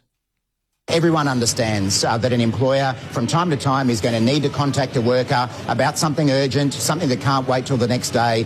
But, these days we don't need to be constantly on the hook for work when many things can actually wait till the next day. State-owned electricity company Tas Networks says it will help farmers affected by ongoing power outages pay for generators as an industrial dispute involving its maintenance crews continues. Isabella Podwinski has the story. The Communications, Electrical and Plumbing Union is calling for Tas Networks to pay its maintenance workers the same as their interstate counterparts. As part of their industrial action, union members are refusing to restore power during outages. Tas Farmers Chief Executive, Nathan Kalman, says farmers are among the 250 electricity customers without power around the state. In some cases, this is impacting small farming businesses at a time when they can't really afford it. Tas Networks Chief Executive, Sean McGoldrick, says while the company has a limited supply of generators, it will cover costs incurred by farmers to fuel or hire their own. And in the National Rugby League, the Sydney Roosters have moved up to second spot on the table with a convincing 48-22 win over the Gold Coast Titans. No subjects are out of bounds. No questions are off the table. These aspiring journalists very gentle on me. Will ask some refreshing questions. Do you think making people laugh is the same as making people happy? What a question. But they'll disarm you with charm. This is so exciting. Mentored by Lee Sales, they'll interview Anthony Albanese, Delta Goodrum, Sam Neill and more. What a life highlight this has been, and thank you. Join the heartwarming new masterclass, The Assembly, streaming all episodes now on ABC iView. This is ABC Sports coverage of the 2024 AFL season. Every match on the ABC Listen app. Look for the AFL button. Comes Carlton's way, Cripps, hand pass to Newman, handball away towards Pitternet, kicks to full forward, kind bounce, I think it's rolled through. A bounce from the gods for Pitternet. And Carlton may need a little bit of divine intervention. They need everything going their way, the young baggers. Thrown back in. Marshall wins down the tap against Pitnet. Akers can't take it. Spills to Filippo. A flying shot on goal and he's kicked it to put the Saints back in front. Spills down to Marshall. Squeezes the kick out. Binns reels it in. Jackson Binns. In he skips. Drop punt is pure. And it's blow for blow at the moment. Hand pass to Lord. Handball to Akers. He gives it off to Walsh. Kicks across the half-forward line. And Carroll takes the mark. In he comes. Preferred left peg. Drills it. And the Blues hang around. Just high kick inside 50. Cooper Sharman got underneath it. It clears to the back. Higgins races after it. Chincotta misses it. It spills back. Wood. Left-hand side over his shoulder. That'll do it. Acrobatic and able to create something out of nothing. The 2024 AFL Premiership season. On your radio. ABC Sport Digital. And on the ABC Listen app. Sounds there from the second quarter. St Kilda by 10 points at the half. It's goal for goal throughout. We've had 5 lead changes. Carlton need to win to lock up their place in September. If they lose, it opens the door for the Dockers. Corba Middlemass, Matt Clinch, Lauren Borden on the boundary. Now, dual All-Australians Mark Murphy and Brett Delidio on ABC Sport. Second half action moments away. The field has been cleared. The umpires are on their way back. Ahead of that, earlier today, the Western Bulldogs 37-point winners over GWS. Aaron Norton caught up with our team post-game on ABC Sport. We knew if we win today that we secure our spot, so that was the whole aim, and it was a bloody fight out there, and the conditions were tough, but to secure a spot and not have to wait on other results is huge. You know the Giants are a fast-finishing lineup. The wind was a huge factor. What was the feeling going in? What was the instruction from Luke Beveridge? All sort of centred around our contest, whether we had the wind or we were against it. When we were against it, to sort of just get up the ground and just defend really well. And then we didn't want to play too direct with the wind, still use our numbers a little bit because you can get caught just bombing it long there. So I thought it was just really good effort by everyone, and our mids were awesome today, getting us territory, and we just went from there. You just harassed the hell out of the Giants' back line in the midfield and allowed them not to set up any of their run and gun style of play today. Yeah, definitely knew that they like the forward hand pass and get numbers and speed on the ball, so as a forward line group, that was a focus. If we were able to sort of shut that down, it would go a long way, and it sort of shows that I think sort of everyone else up forward had some great pressure moments, which is good. Aaron, we don't use commercial names on the ABC, but I'll make an exception. It just makes sense that the astronaut is good on Mars, and that's what we've seen from you throughout this today and often here at this venue. Luke Beveridge, your coach, it seems to me like you two have a great relationship. Most games coached at the Bulldogs, most wins, most finals wins, best winning percentage. In your words, who is Luke Beveridge? Why is he such a good coach for this team? Well, I mean, he's a player's coach. He backs us to the hills. He'll go down swinging in the support of his group. And then he's just a great motivator.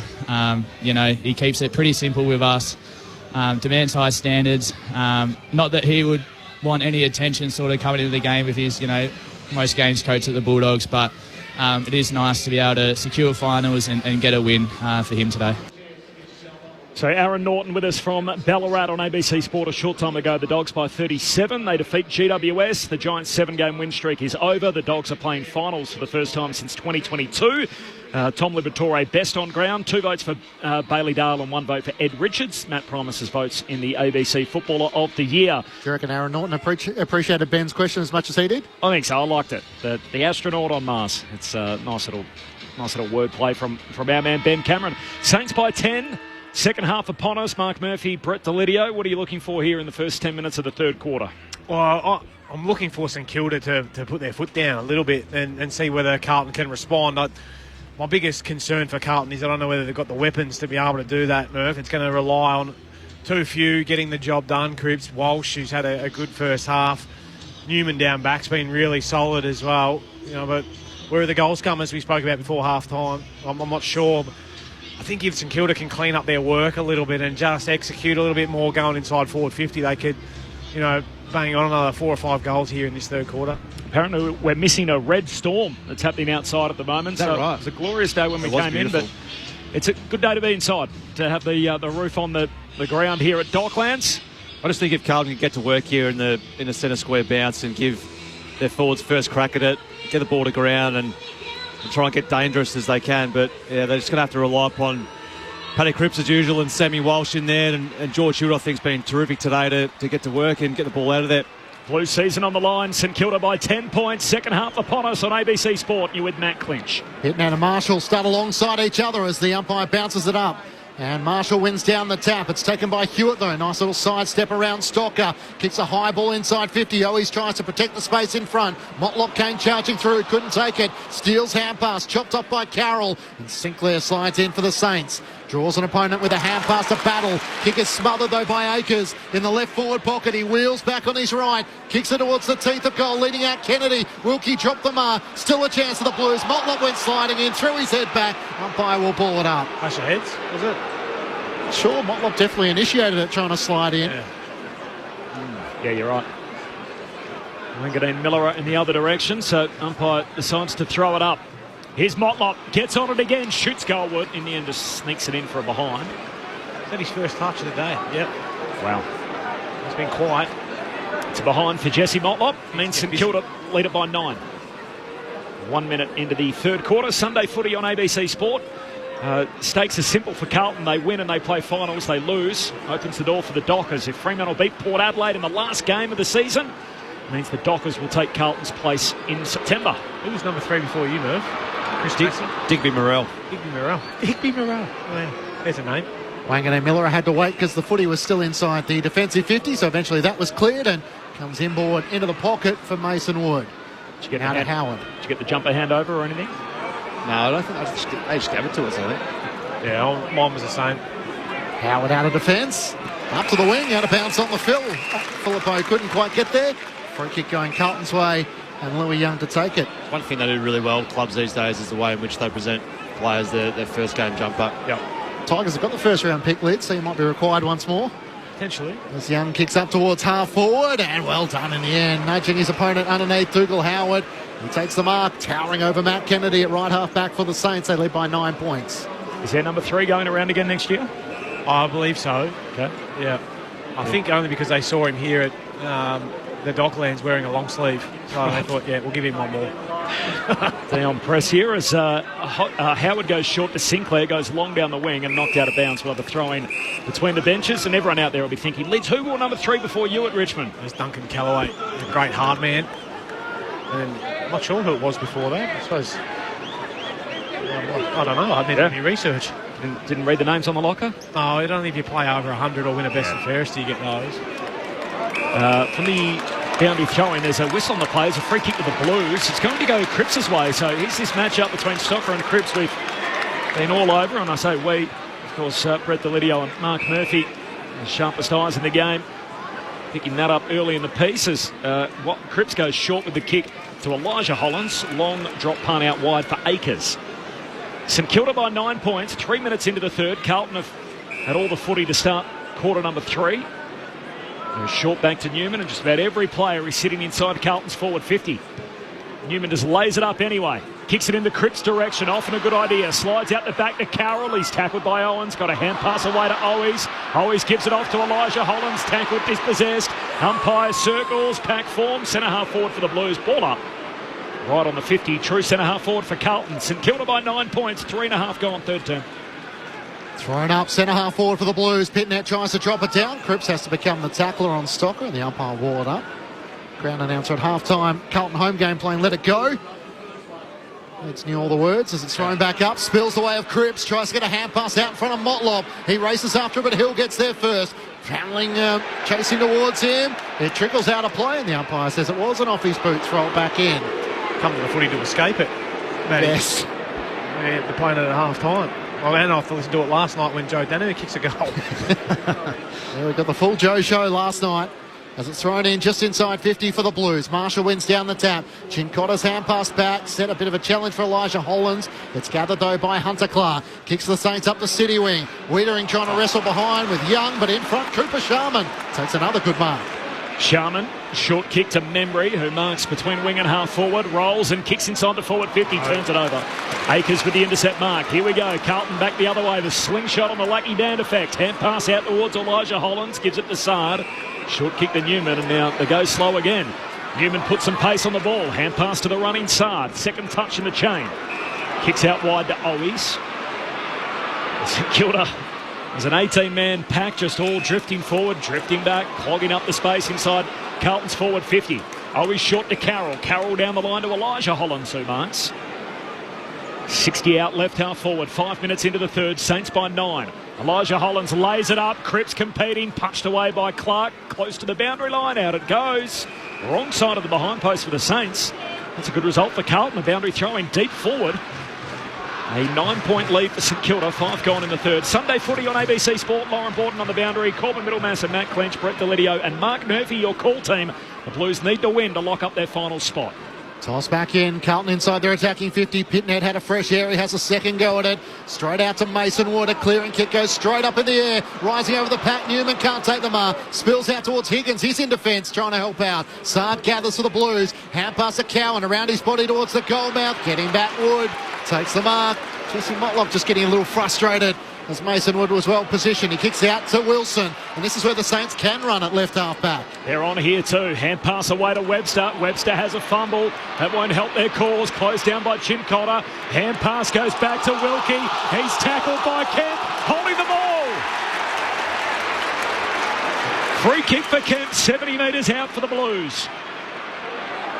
Walsh doing star jumps back in the wider corridor. Takes the mark. As he receives the footy, chips it down to the forward 50, and Carroll marks a step inside the 50. Go back and kick it. Walsh was screaming for it short, and that option ignored. He wanted it. He probably had some space to get it too. Carroll, it'll take his best kick. The left footer arcs out to that side, drives the kick to the behind line, and in the end it's through for a minor score. St Kilda by 8 points. Sunday footy on ABC Sport, 7 minutes into the third. As the Saints look to quickly bring it back into play. At right half back.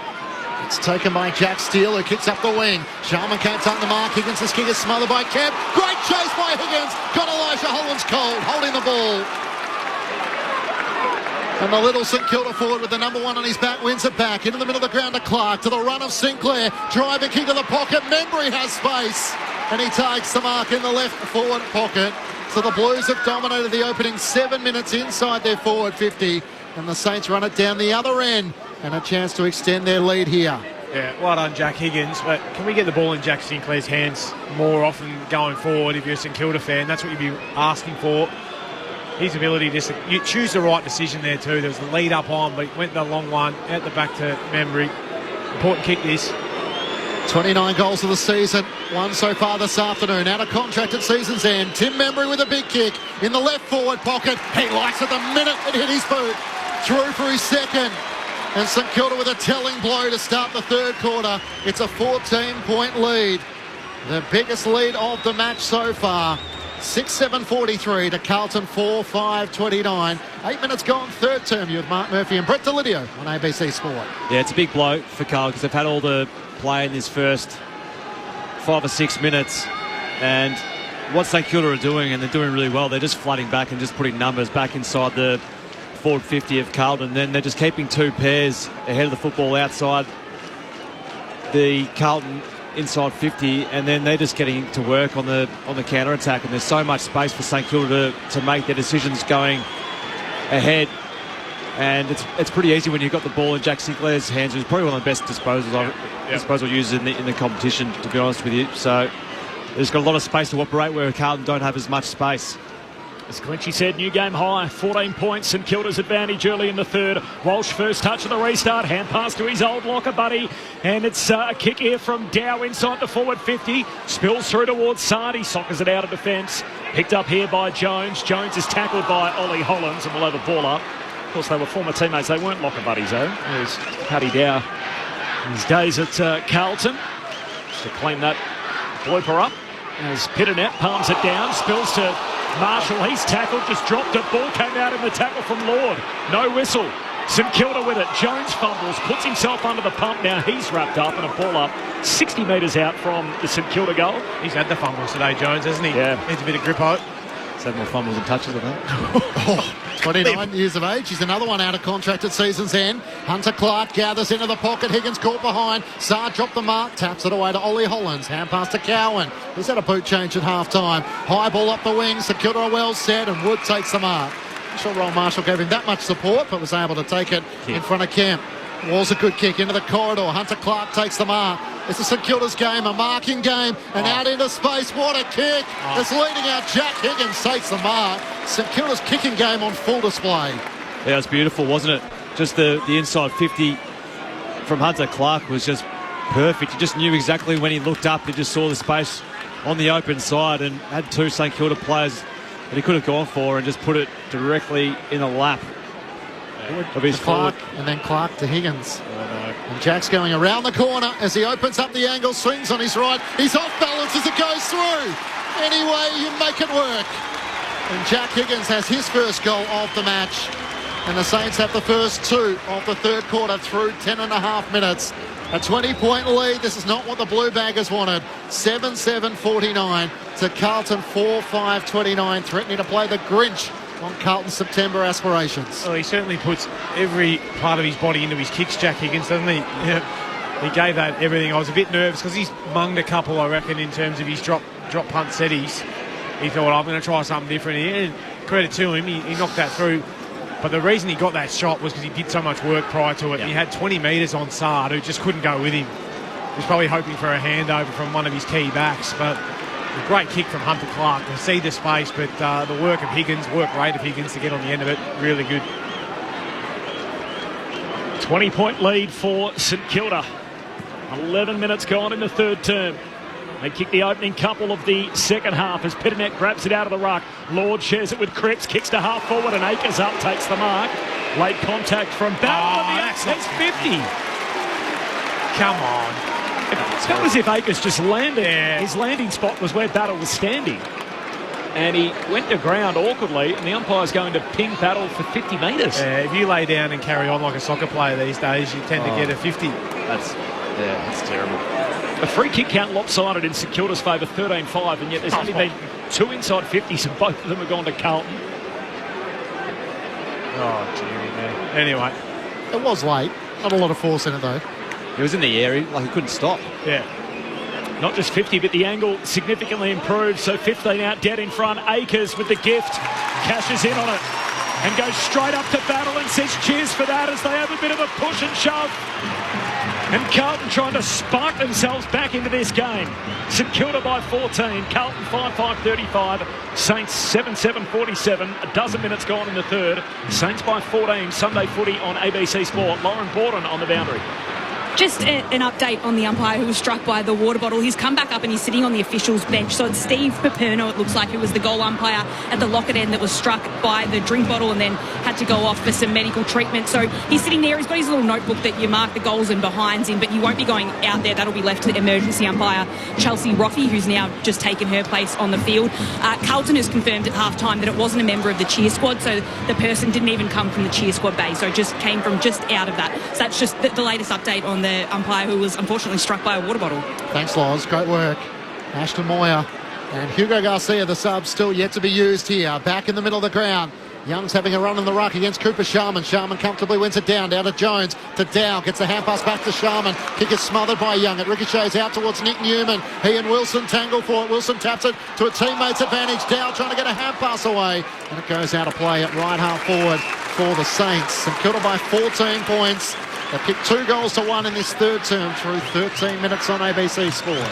If you're in Victoria anywhere, by the way, and you are getting interruptions during the day from emergency broadcasters, they will bring you the latest on the storm warning. So obviously that is ongoing at the moment.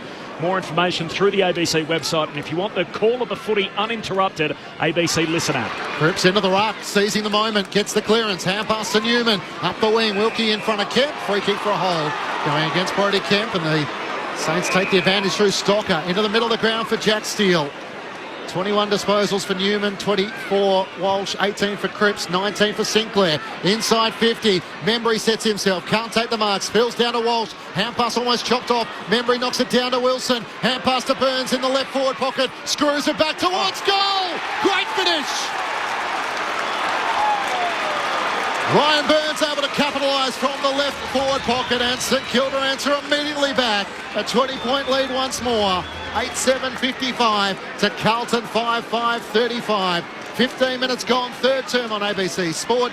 You're with Brett Delidio and Mark Murphy.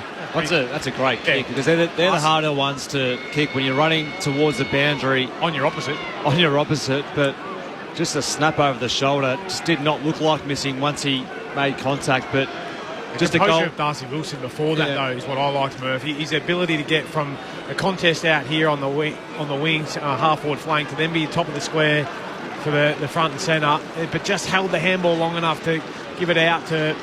Drew, the opponent, didn't he? Yeah, and just gave him some time to pop it through. Love it. Betting the Blues around the ball as well now, at the moment, St Kilda. Yeah. Saints by 20 points. Back to that high water mark as Sharman and Young Sherrod in the middle, comes down to Stocker. His hand pass turned over. Blues get it going forward. Wanganeen Miller's hand pass is going to be picked off. No, it's not. Kind bounce for the Saints. Steele cleans it up. Hand pass to Wood. Handball to Jones. Kicks down the wing. Cripps doing all he can. Floats through, takes the intercept mark for Carlton. 20-point lead for the Saints. This is good for Fremantle. So the Dockers need a St Kilda victory and then must beat Port Adelaide if they want to play finals. You can forget your percentage and what that all means. And for Carlton, it's quite simple. If they win, they will feature in the finals. If they lose, there's still a path there, but they need Port Adelaide to beat the Dockers in Perth and, of course, minus Dan Houston. So the way this is tracking, if St Kilda hang on to win, it'll all come down to the very last game of the home and away season. Newman off the back flank, kicks long to a contest on the wing. No mark for Carlton, comes to Jones of the Saints. Hand pass to Wood, long kick to half forward and Newman's back. Takes the intercept mark for Carlton. Switches immediately. Saints by 20 points, 16 gone in the third. Back to Wiedering, now out to Binns. Jackson Binns off the back flank, pulls the trigger corridor. Here you go Carlton, short kick. Finds Lord and Lords gives it back to Binns on the wing. Couple of youngsters getting involved as he runs his full measure. Drives it inside 50 over the head of Motlop. Kemp spoils it down. Spills to the front. Fantasia spinning through traffic. Open goal mouth. It bounces through. Big pump of the fist from Orazio Fantasia. Something out of nothing for Carlton. And they pull it back to 14 points once more. This arm wrestle in the third quarter. Carlton 6-5-41, St Kilda 8-7-55, 17 minutes gone, third quarter on ABC Sport. Orazio Fantasia with his 8th goal of the season, making the most of his opportunity. Yeah, it was the younger players too. It was the Jackson Binns kick on the 45, probably over about 40 or 45 metres as well, that just opened up the game because St Kilda had all the numbers on the far side covering off the outlets, and then it was Ollie Hollands and Cooper Lord all getting involved in the football, and then Jackson Binns working hard to get on the end of it as well. But Orazio Fantasia, you've got to make the most of these opportunities when you get your chance as a small forward, and he certainly did there. Nice little pirouette spin. Good finish on the left. Just need a spark at the moment, don't they, Carlton? Hopefully that can get him going. Saints by 14 points. Despite that Carlton goal, back in the middle, Pitternet wins it down and then somehow gets a clearance. Kicks to centre half forward. Durden overruns it. Battles hand pass. Misses Sinclair. Lord scrapping for it. Hand pass over his shoulder to Dow. Kick smothered. Lost it. Lord wins it back. Centre half forward for Carlton. Hand pass to Hewitt. Handball to Cripps. High up and under down the mine shaft. Gee, fresh air shot on the spoil from Clark. And he's tackled as the ball hits the deck. What did he do there? We'll have a boundary throw in centre half forward for the Blues. He jumped up and down, landed, and then still missed it. It's definitely a ball up, by the way. Centre half forward for the Blues in the middle of the corridor. Cripps with 7 disposals in this third quarter, trying to inspire his Blues as from the stoppage Walsh lays the tackle on Philippa, and the umpire will ball it up once more. I was a bit thrown by the airy from Hunter Clark. Marshall wins down the tap. Walsh read it best, but can't get a disposal away. Wood stops it off the deck. Binns gathers for the Blues. Hand pass to Chincotta. Broke the Butler tackle. Hand pass to Hewitt. Gives it back to Binns. Swings onto his left-hand side. Inside 50. Durden and Miller. Durden has to spoil in the end. Spills out to Butler. He's tackled in the end by Lord. St Kilda have the numbers. Sinclair to Wanganeen Miller. Hand pass boundary side to Webster. Kicks up the wing. Clears Cooper, Sharman and Wiedering. This might work for St Kilda. Higgins over the back. Kicks it out in front of Hill. Charging to left half forward. He pulls up because he has Owens alongside him. And they're streaming inside 50. Zach Jones run into the goal mouth. He'll take the mark into the open goal and put it through. An answering goal for the Saints once more. And it's back to 20 points. Guess I'm a little worried about those hamstrings for Zach Jones as he was streaming inside 50. That was able to mark and finish. And on the second occasion the Blues have asked the question, the Saints have come up with the answering question. The answering response, 9-7-61 to Carlton 6-5-41. 19 minutes gone, third term on ABC Sport. Zach Jones with his first goal. Yeah, well done, Jack Higgins. I thought it was his decision once the ball got out the back, not to blaze away to Machito Owens inside forward 50, but to hook that ball back to Brad Hill, who we know how good he runs all day. And Zach Jones, once he sniffed it on the offside wing, it was going to go on inside forward 50. He ran the 100 dash there pretty quickly. As you said, Clinchy, I reckon he might have tested out those pig ropes, but got there on the end. Pig ropes. Oh, come on, Never heard please. of it. Haven't you heard of a hamstring being called a pig rope? Can't say I have. I've learned something every time I'm alongside you. Saints by 20 points, ticking to time on in this third term as Pitternet grabs it out of the ruck, hand pass to Hewitt, Blues with it, handball to Elijah Hollands, hand pass to Lord, he gives it to Akers, turns, shoots, goals. Carlton will not go quietly into the night. Akers with his second. And as St Kilda threatened to bust this game open, Carlton hang around again. 21 gone in the third. The Baggers 7-5-47. St Kilda 9-7-61. The Blues with it all to play for. If they win, they are guaranteed a spot in September.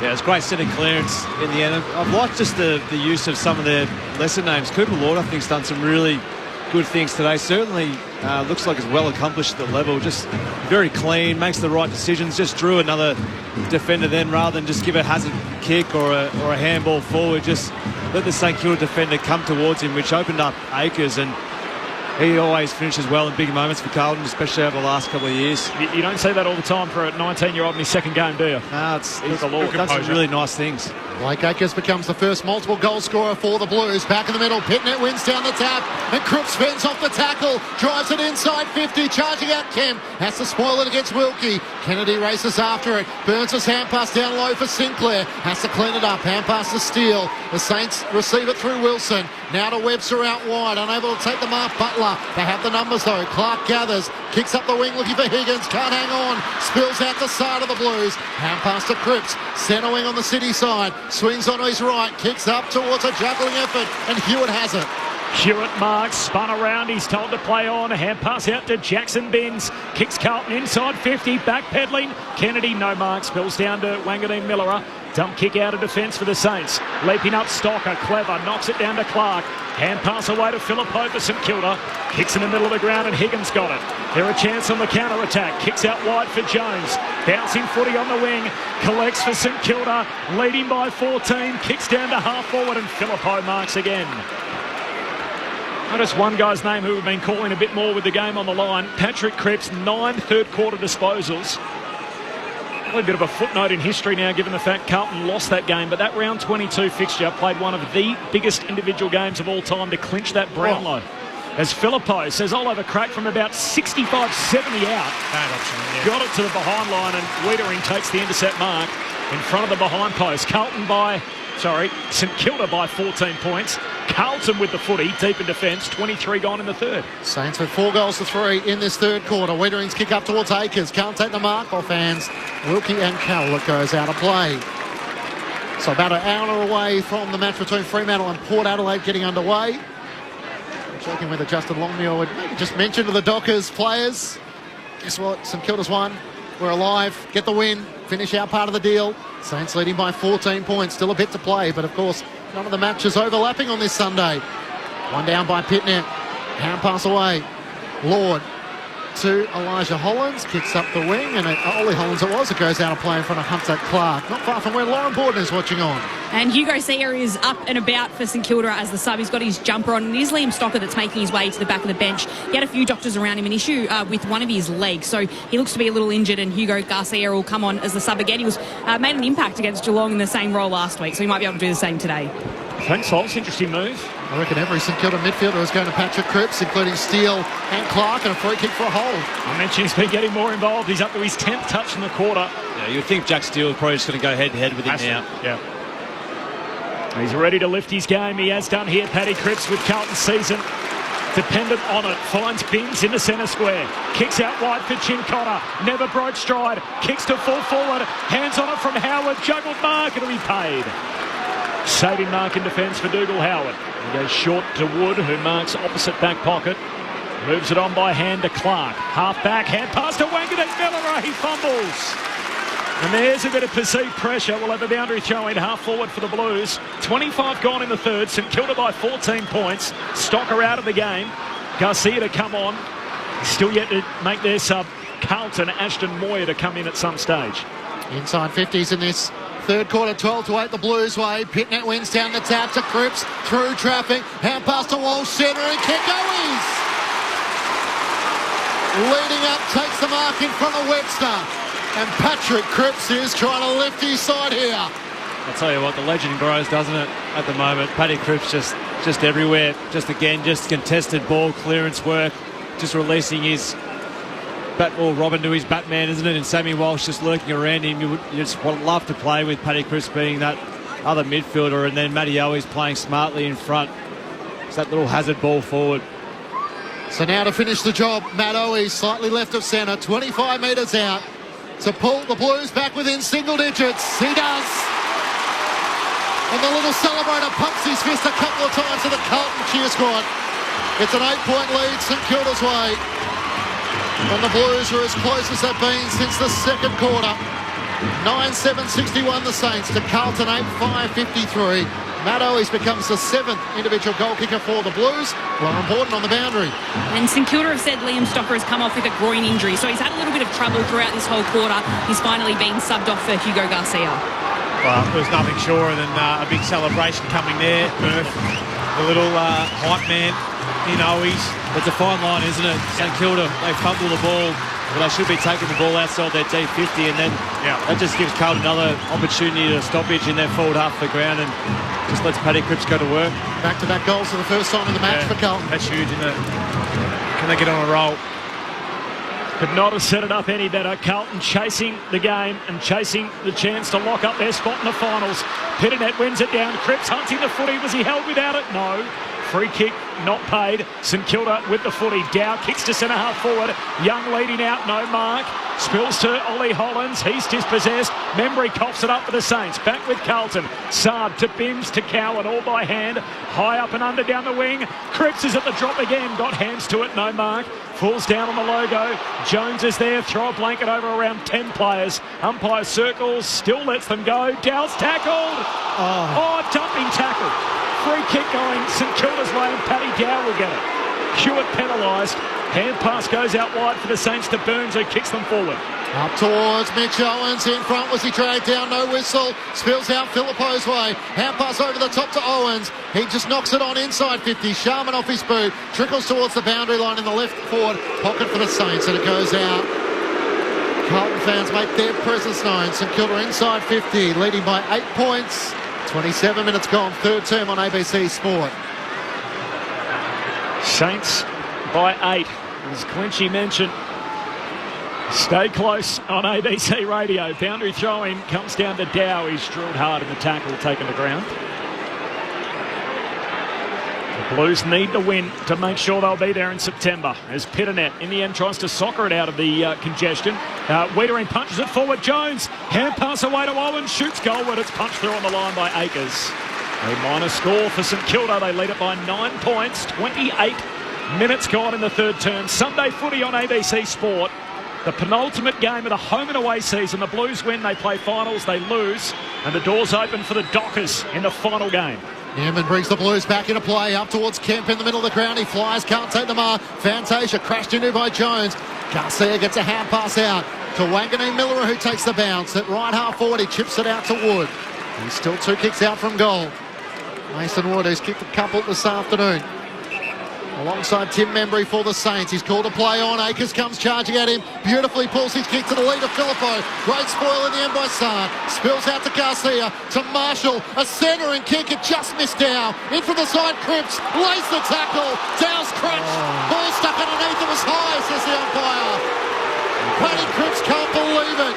And Paddy Dow is going to have the shot on goal. High, or was it in the back? He paid in the back. Yeah, in the back. He landed on him. Just lack of a bit of a feel for the game and where the pressure's gone to, isn't it? They battled with that all day, haven't they?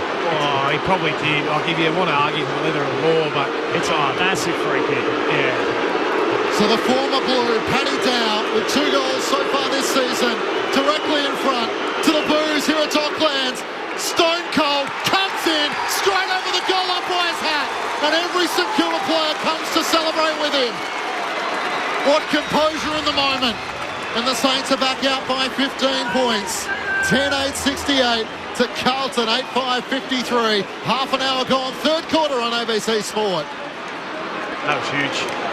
Yeah. Just sort of fell with the momentum of the tackle. Yeah, it did. Really, he's just trying to lock that ball up. He's trying to win the footy more so than anything else, but you can be unlucky sometimes too, can't you? But because of the way the game's gone all day in terms of the favour, you can understand why people are upset with it. Soft. Most notably, M. Murphy here in the box with us. How's the big boy pants on from Paddy Dow, though? Goes back, the whole building's roaring at him. A lot of pressure, and go back and kick that goal against your old side. Well done, Paddy Dow. Got 2 pretty crucial free kicks in the last minute and a bit, hasn't he? What a moment for him. First time against his old team today. Of course, Socker and Akers both in a similar boat back in the middle. Marshall just soccers it forward, and here he is again. Dow charging in off the square, takes the mark. Back to haunt Carlton fans. St Kilda by 15 points. 31 gone in the third. Dow kicks inside 50, carries the pack, slips off the fingertips and out of bounds. Forward pocket for the Saints. This is beautifully set up. Carlton in front of their home fans, 15 points down, chasing the game. 31 minutes gone in the third. They'll have one final quarter to throw everything at it to see if they can lock up their place in September. A loss and the doors open for Freo. Boundary throw in. Marshall palms it down for the Saints. In their forward 50. Passing through Cowan, trying to knock it away to Young. He fumbles. Owens picks it up. Walsh tackles him, and a ball up in the left forward pocket for St Kilda. Saints by 15. Sunday footy on ABC Sport late in the third. Saints with 5 goals to 4 so far in this third quarter. Marshall tried to take it to the ruck. Tackle brought down. Umpire will ball it up. A lot of players around this stoppage as the umpire throws it in the air. Neither Pitnet or Marshall can get onto it. Cripps another disposal. Hand pass away to Newman. Pinballs around. Gathered by Owens. Hand pass to Zach Jones. Taken over the boundary line as Motlop lays the tackle.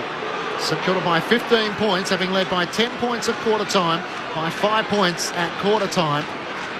Setting it up for this final term where the Blues have to win to secure their spot in September.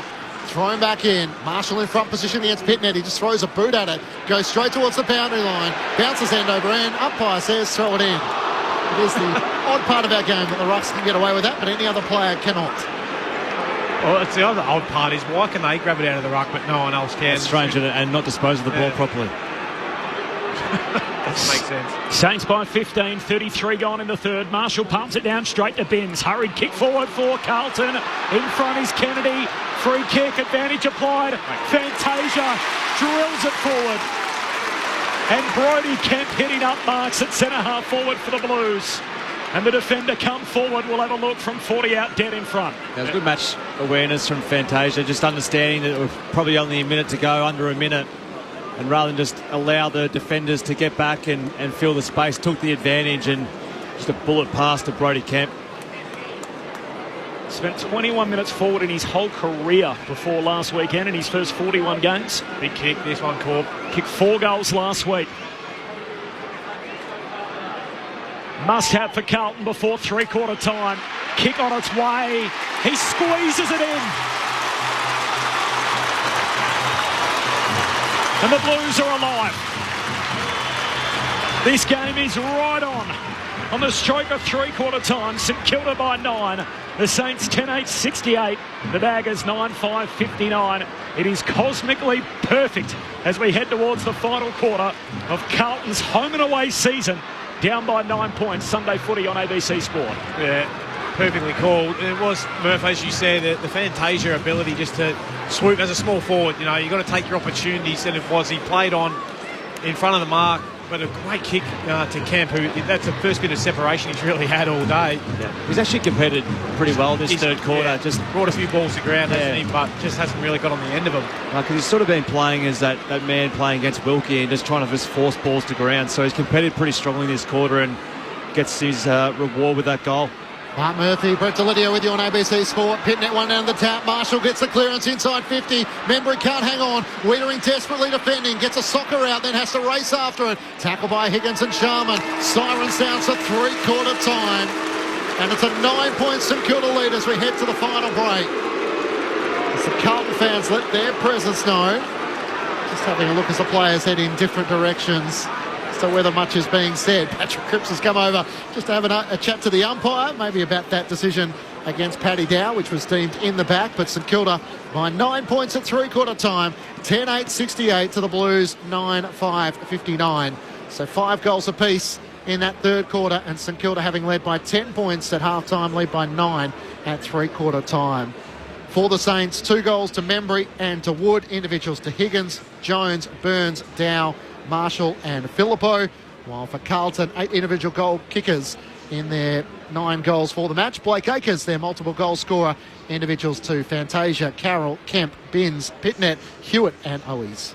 Whatever high praise we're capable of giving a footballer, we're sending that Paddy Cripps' way after that third quarter. 12 disposals, 4 clearances, 7 contested. He also had a number of score involvements and 3 tackles in that quarter. If Carlton don't get this job done, it won't be because their captain didn't turn up. What a quarter from Patrick Cripps with Carlton's season on the line. It is the Saints by 9 points. It is beautifully set up. We've got 5 quarters left in the home and away season, and we still don't know the makeup of the top 8. It's all before us. You're listening to Sunday Footy on ABC Sport. WORDGURU.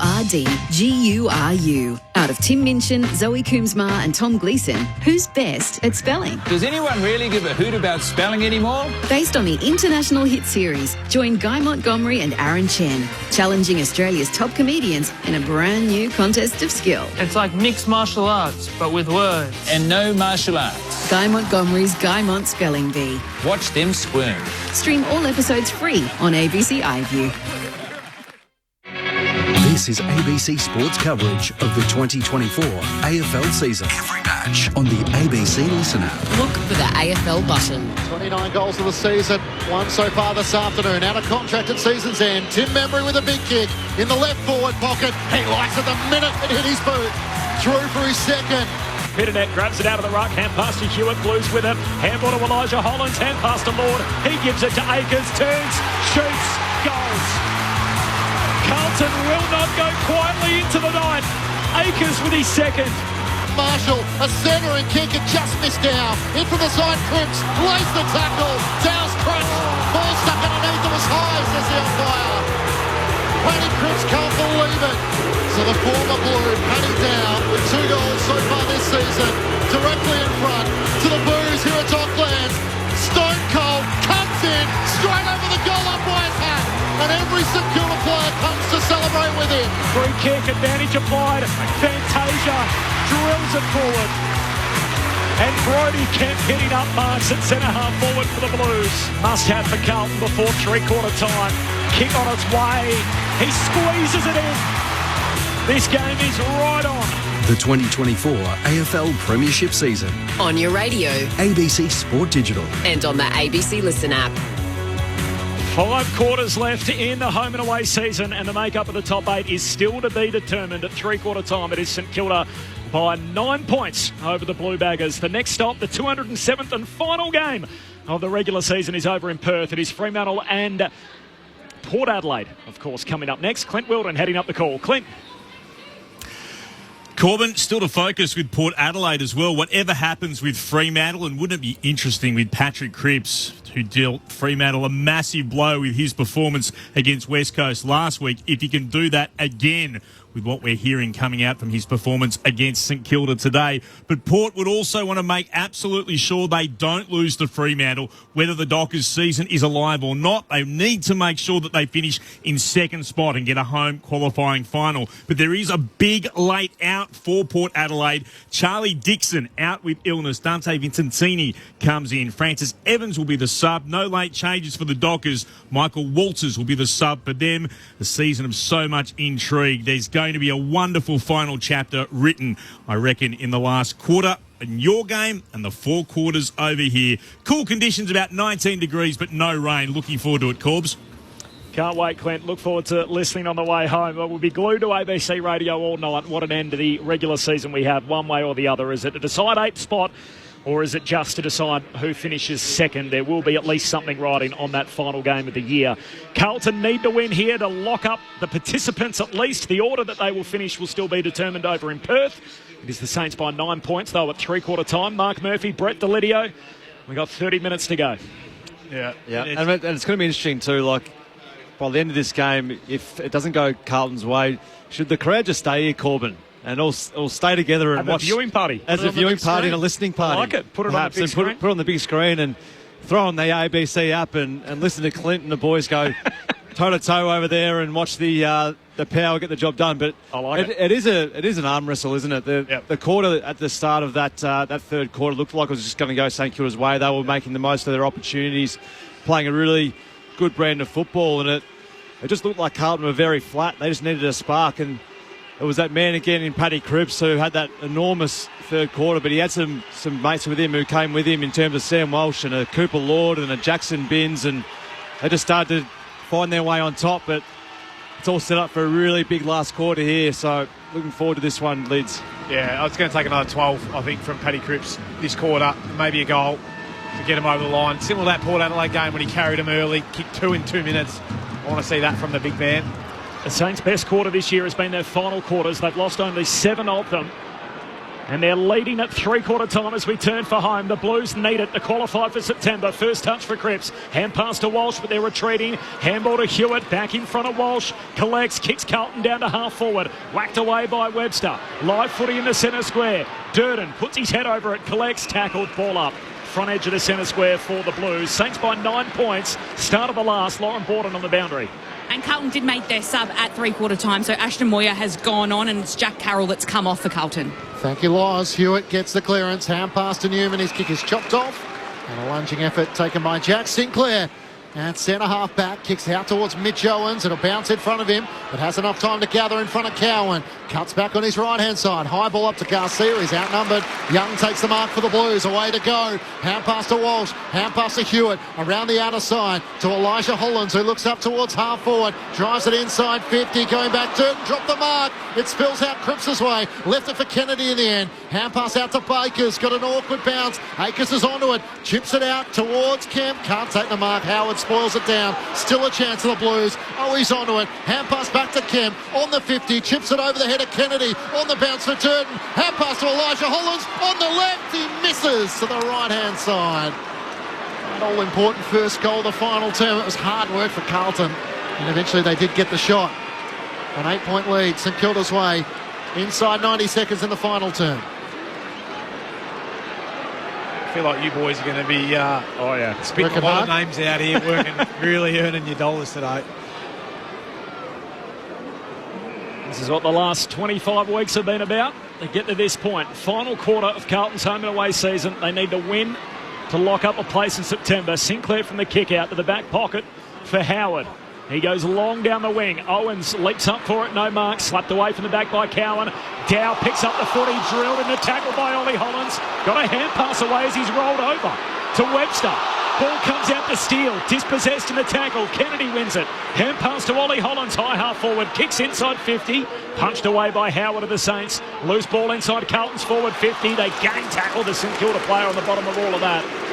And we'll have a ball up here as Sinclair collects, and immediately they came and got him. So ball up left half forward for Carlton. Saints by 8 points. 2.5 gone final term.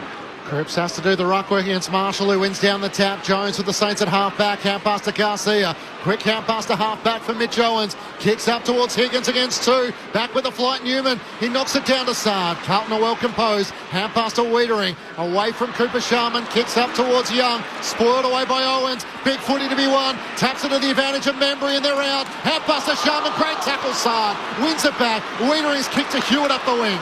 They got some numbers here to Blues if they can trap it. Hewitt does. Hand pass to Cowan. Short kick to half forward. Elijah Hollands marks 70 metres out. Kicks inside 50. Leaping at it. Kemp slips through his fingers. No mark. Falls to Wilkie. Kemp tackles him and a ball up 15 out from the Carlton goal. And not enough grip for Brodie Kemp. He had it. Big opportunity. Went straight through his hands at full forward for Carlton. Pitternet grabs it out of the ruck at the restart, gives it to Akers. He kicks goalward but misses. Of course, it was Akers twice in both their wins at the MCG last September, kicking key goals in the final term. 4 minutes into the last here, Saints by 7. He looks like the most dangerous forward, Blake Akers. 2-2 this afternoon. Playing on the wing, of course. Yeah, not bad for a wingman. Isaiah Wanganeen-Miller brings the Saints back into play. Careful with the short pass into the left back pocket, and Jimmy Webster takes the mark. So how do the Saints approach this, Lids? Well, I think they've just got to keep playing the way they have been. You've got to go at the game. Don't wait and try and stop the momentum, because Carlton are going to keep coming. They've got nothing to lose. Webster out wide for Wood and off hands. Newman came spoiling late to support Akers, and it goes out of play for a throw-in. Yeah, I think they'll continue to try and get numbers back, and then they'll just open up their forward line on the counter attack. So it's when they've looked there probably the most dangerous today, the Saints. They do it so well, St Kilda. There's no one inside their forward 50 for the moment. From the tap down, Durden can't take it cleanly. Head over the footy. No whistle for high contact. It spills out. Here's a chance for Paddy Dow. Kicked a big goal in the third quarter. Up to Millard's Membry. Can't reel in the mark. He's first back onto it though. Hand pass to Zach Jones. Nice side step around Chincotta. Into the middle of the ground. Beautiful kick for Garcia. They're spreading them laterally. Out to Hill on the city wing. He races after it. After him is Binns. Brad Hill looks inside 50, drives the kick to Higgins, can't take the mark. Sard gets back there, he cannons into the right behind post, desperately defending, and a boundary throw in. Yeah, well done Adam Sard, came off his direct opponent, just read the play, read that Bradley Hill was going to go longer to Higgins in the pocket, and just last gasp, little fist in there to get the ball over the line. Deep forward for the Saints, boundary throw-in. Marshall threw his boot at it, which is in vogue really late in this game. Knocked down towards Walsh, hand pass out to Sard though for Carlton. Kicks to half-back, whistle on the play, free kick Carlton. Free kick count 16 St Kilda and now 8 Carlton. 2-1 the Saints' way. It was very lopsided early. And Elijah Hollands has it, but it's in a slow play at centre half back. He goes long with the contest, kick to the wing, creeps in from the side. Wanganeen Miller breaks it up, spills down to Webster, hurried kick forward. Here's Nassire again. Hand pass away to Jones, goes back to Owens. Short kick to Hill, still on that outer wing, city side. Saints by 7 points, 6 minutes into the final term. Carlton must win to lock up their place in September. If they lose, it opens the door for the Dockers. Corbin Middlemass, Matt Clinch, Brett Delidio, Mark Murphy and Lauren Borden with you on Sunday afternoon footy on ABC Sport. Wanganeen Miller takes it from Hill. It's stagnant in front of him, so he has to drive it inside 50 in the direction of a flying Cooper Sharman. Off hands, it clears the pad and goes out in front of Wiedering and Membry for a boundary throw-in. I feel like this is exactly the type of game St Kilda will like. Slow, move it long down the line, try and create something. Yeah, especially when they're a goal ahead. They don't need to make the play. They can just keep on keeping off, so to speak, and play that uncontested game. 7 point lead St Kilda's way. Marshall taps it down. Here's Garcia. Hand pass to Wood. Crunched. Durden came charging in. Lays the tackle. Ollie Hollands' hand pass. No whistle. Motlop hand pass back to Chincotta. Hand pass away to Binns. A clearing kick to Akers or Walsh. Walsh takes the mark at right half back. The ground becomes big. Carlton are out with it. Walsh takes a bounce. Sweeping hand pass. Moyer drilled. Heavy tackle from Howard. And it's a free kick for a hole, but I'm with you, Murph. It was more in the back. Regardless, Carlton free. Moyer kicks down to half forward. On the bounce, Elijah Hollands collects. He's still 60 metres out boundary side. Centering pass. Moyer with the climb. No mark. Loose footy. Wood collects. Tackled. Taken the ground ball up. Ball up. Attacking edge of the centre square for Carlton. Saints by 7 points. 7.5 gone final term. Blues season on the line. If they win, they play finals. If they lose, they're in the lap of the gods. It opens the door for the Dockers next. Marshall wins down the tap. Clark worked off it. Walsh, hand pass to Ollie Hollands. Spins out of traffic. Hand pass to Wiedering. Kicks to Durden at right half forward. Now Rowan Marshall is pushing back in defence for the Saints. So Durden can't just blaze away. He turns and comes inboard to Akers. It's going to take some work here for Carlton to find an avenue. Blake Akers kicks to Cripps. It's as good an option as any. Flying through the pack, Kemp spills to the front. Butler's back in defence. Hand pass to Battle, missed it. Durden can't pick it up cleanly. He's tackled by Butler. Careful not to make a dangerous tackle. And a ball up in the right forward pocket for the Blues. St Kilda by 7 points. 8 minutes gone. Final term. Haven't had a goal yet. Up it goes. Marshall palms it down. Steele gets a hand pass away towards Wood. He's tackled, dispossessed, out of play. Boundary throwing. Forward pocket for the Blues. How do you see it, Lids? The Saints need a goal. That's what I think, just to calm them down. But if they keep trying to play cheap football, then the Blues are just going to keep coming. They'll feel that pressure. 8.5 gone final term. Saints by 7. Deep forward for the Blues. Hit out, comes down in front of Webster. Webster jams it on the boot to half-back. Tracking the footy was Akers. No mark. Garcia clever. Knocks it down to Wilson. Hand pass turnover. Got it to Akers. He kicks hurriedly and the ball ends up out of bounds on the full. Just went to grab his leg after kicking there, but he Keep an eye on Blake Acres. Free kick for the Saints at half-back. St Kilda by 7 points. 9 gone, final quarter. Young's the loose on the wing, up towards Membry. He and Wiedering in the pack. It's spoiled down. Wiedering tries to bust through. Tackled by Butler. Jones's hand pass to Filippo. He's tackled, and it spills out towards the boundary line for a throw-in. In front of the two benches, so both sides can make a couple of quick changes. St Kilda by 7 points, 9 minutes gone. Final term on ABC Sport. Penny, for your thoughts, Murph? I think it's going to come down to just big moments in this last quarter. What do you think the neutrals are going for? As Sinclair gathers on the wing, kicks the Saints up towards half forward. Higgins in a show of strength against Chincotta. He won it, Higgins. Hand pass to Clark inside 50. Can he get it to Wood? He can't. In front, Young spoils it down. Wiedering, it ricochets back towards Mason Wood. Wiedering has to defend once more. His kick is chopped off by Darcy Wilson. The first-year Saint in the left forward pocket, and now the moment rests in his hands. Yeah, I thought the Hunter Clark kick needed to go to the top of the goal square. Yep. If nothing else, just let the ball run through potentially. You know, Mason Wood can get on his bike and get there. So not a great decision there. Well defended by Young, but then just enough pressure to keep that ball, not allow Wiedering to get a really big kick away. Good follow-up from Wilson. This is a big kick. As I said, the Saints need a goal. The round 6 Rising Star nominee with footy in hand, out to the left, kicking from 40 metres out. Darcy Wilson starts it at the left post and it won't come back. It drifts the left-hand side. St Kilda lead by 8 points. 11 minutes gone, final term. Still searching for our first goal this final term. It's 2 behinds to 1 behind. Whichever team just gets the basics right in this last quarter. Doesn't need to be anything extraordinary. Just got to execute fundamentals, just be clean, keep the structures right, and then just execute. Newman shifts out of the defensive goal square, drives the kick out long up to the wing. Pitternet puts his fist through it, down to Walsh. He's tackled immediately by Clark. Ball up.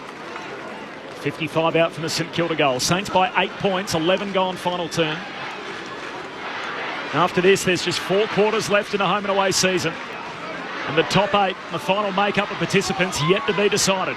From the restart, Ollie Hollands, hand pass to Cripps, handball away to Lord, gives it to Walsh, tumbles a kick up over halfway, bouncing footy, Moyer is clean, collects for Carlton, hand pass to Elijah Hollands, kicks to half forward, here's Motlop, got a hand pass out under pressure, Wilson collects, hand pass to Burns, slips one tackle, got it out to Clark, Saints back with it, hand pass to Steele, hurried kick down the line, turnover.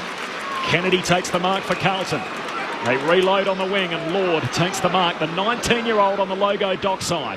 He looks up towards half forward. Cripps stands Zach Jones. Cripps uses his body. Can't reel in the mark. He's landed awkwardly and the ball spills out of play. Down on one knee, Patrick Cripps, as he slowly gets to his feet.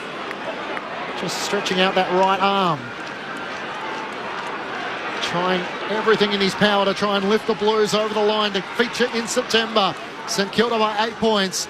Kennedy's doing the ruck work against Marshall. Marshall comfortably palms it down. Walsh charges after the loose footy. Spills out to Butler. Walsh lays the tackle. Hand pass out towards Higgins. Can't take it cleanly. Akers for the Blues. Hand pass to Ollie Hollands. Nice sidestep. Inside 50. Moyer's there in the pack. Kemp as well. St Kilda are well numbered. Wilkie taps it down to Zach Jones. Hard against the boundary. Hand pass to Wilson. He just hacks a high ball to halfback. Have a fly at that. Wood does. Kemp makes the spoil. It trickles towards the boundary line. Racing after it. Another effort by Lord. A chance for Wilson though, through traffic. Wilson kicks down the wing. Couple of one-on-ones compete. Memory to target. Wiedering spoils. Down to Higgins. He's caught. Holding the ball. Free kick for the Blues. His head hit the deck then pretty hard. It was touch and go. I thought it was probably the most swingiest tackle of the day, really. It was a heavy tackle with force from Owies. The rundown tackle on Higgins. It's been rewarded though. The kick's a shocker. Goes back to Wiedering. Wood spoils. Loose footy. Wiedering's onto it. Tackled by Membry. Back edge of the centre square. Ball up. Yeah, really clever from Tim Membry there. Could have easily fallen right into his back. Turned him over. Just took his time with the tackle. It's in a bit of trouble, Higgins too. Yeah. And that tackle. That'll be a week at least, I would have thought. The physicality of this game, the desperation as it continues on. Sinclair up towards half forward. Butler tried to slap it on, but it's Newman who gets the hand pass away. Ollie Hollands at right half back. Kicks up the wing towards Akers in front of Battle. Can't take the mark. Spills off Motlop's way. Hand pass to Ollie's. Over the top. He's got Moyer. Can he steady and finish from the right forward pocket? He can! What a goal! The 19-year-old Ashton Moyer looking every bit ready for the big stage. And he cuts the Blues margin back to 2 points St Kilda's way. The all-important first goal of the final term. 14 minutes gone, final term. And Carlton are within striking distance. Yeah, big game, big goal for the young fella there. Well done. I thought he might have had Kemp in the goal square by himself just to pop it over to, but as we've seen with young Ashton Moyer all through his draft years, he doesn't care which side of the body he goes on, right or left, very comfortable either way. But running in, opening up the angle, great finish. Look composed, didn't he? Didn't rush himself, just took his time. It was the contested ball up there on the wing. Motlop, well done just to get that ball forward. Always squeezing it forward to Moyer. That's a great finish. His first goal in Perth was big. This was equally as big. There's a volley out of mid-air to start, and now a running goal to bring the Blues back within a straight kick. St Kilda by 2 points, 10 gone, final term. Out of the middle, St Kilda with it though through Clark. Turns, kicks down to half forward. Hands on it from Newman, no mark. Stolen from him by Wood. Off balance, kicks to the goal square. Swatted away by the Blues. Is there a whistle? There is. A free kick for Carlton. It's coming back. Over the shoulder, free kick for Young. Last line of defence. Lauren Borden on the boundary. As it stands, it looks like Jack Higgins will be okay to go on. He kind of showed that it was his shoulder that would more hit the turf harder, and the doctor seemed like they're okay, and it was his shoulder that was hit rather than his head. Thanks, Loz. Saints by 2 points. Carlton are coming. Has Sard off the back flank. Kicks down the wing. Kennedy the target, knocked away from him. Here's Walsh, one way then the other, evades Wanganeen Miller. A hand pass back to Sard, still at half back. Short kick to Young, full back for Carlton. He thought about switching play, changes his mind, back to Sard, on the bounce, he's put him under pressure, needs to get around Wanganeen Miller, hand pass around the boundary line, great work from Sard, found his way out of traffic, hand pass looking for Lord, over the top, and a free kick for high contact. Now, this is Clark and Sard after the handball got away, so I assume it's Sard's free kick. He was just trying to smother it. I'm not sure. It's an accidental clash of bodies. So Sard is still down with the trainer yet to rise. So Lord, just for the moment, being told, hang on, don't take the kick as he's... The arm went over his shoulder as he came down. I think that's what it was paid for. But you can barely hear yourself inside Docklands as the Carlton fans are certainly riding all the emotions. St Kilda by 2 points, and even though Sard is right to continue, Lord will take the free kick at right half back for the Blues. Into the middle of the ground. Kemp sets himself. Cripps cleared a path and he takes the mark. Cannon into by Steele. Is that 50 as he went through the mark? No, it's not. Kemp's hand pass. Gets it away. A driving kick inside 50 by Fantasia towards the teeth of goal. Battle makes the spoil. Hill races after it. A clearing kick off balance. It's towards the boundary line at half back, and the mark is taken by Nick Newman of the Blues. St Kilda by 2 points. Less than 9 minutes to go on the game clock. Carlton win. They play finals. They lose, and it opens the door for the Dockers in the final game. Newman to the hot spot. Kemp flies for it. No mark. Ball hits the deck. Tapped away by Steele. Down to Dow. He's tackled by Binns. Taken to ground. And a ball up 30 metres out from the Carlton goal. 2 point lead for the Saints. Cripps says Olruck. Sharman knocks it away down to Lord. The teenager kicks goal and it's marked on the line. Dougal Howard back to save the day. It's a goal saver and protects the 2 point lead for St Kilda. 17 minutes gone, final term. Saints by 2 points. Sport bracket to play by Dougal Howard. Out towards Cooper Sharman, a 2-on-1. Spoils down. Butler can't run onto it. Sard can. Hand pass pitched by Hewitt. Needs to cut around Higgins. Hand pass to Walsh on the wing. Dockside. Back to Young. Hand pass back to Hewitt. Every disposal important now for the Blues. Kicks around his body towards Owe. He's in a wrestle with Battle. It clears the two. Wilkie runs onto it. The accountant kicks a high ball towards half back. Players starting to get tired. Dow couldn't get a run at it. Hewitt held him out. In fact, it was Hewitt who was held out. Carlton take the advantage. Fantasia inside 50. Howard spoils. Spills down to Wilkie. Hand pass to Darcy Wilson. Out of defence for the Saints. It kicks out to Owens at right half back. All the play with the Blues. The footy at the moment with the Saints as Owens kicks down the line and finds Memory. And so the Saints have got to get this game back on their terms. They're here to spoil the Carlton party. Saints by 2 points. 18 and a half gone final term. Less than 7 minutes on the game clock, ticking down. Memory, contest kick to half forward. Bodies down, mark paid.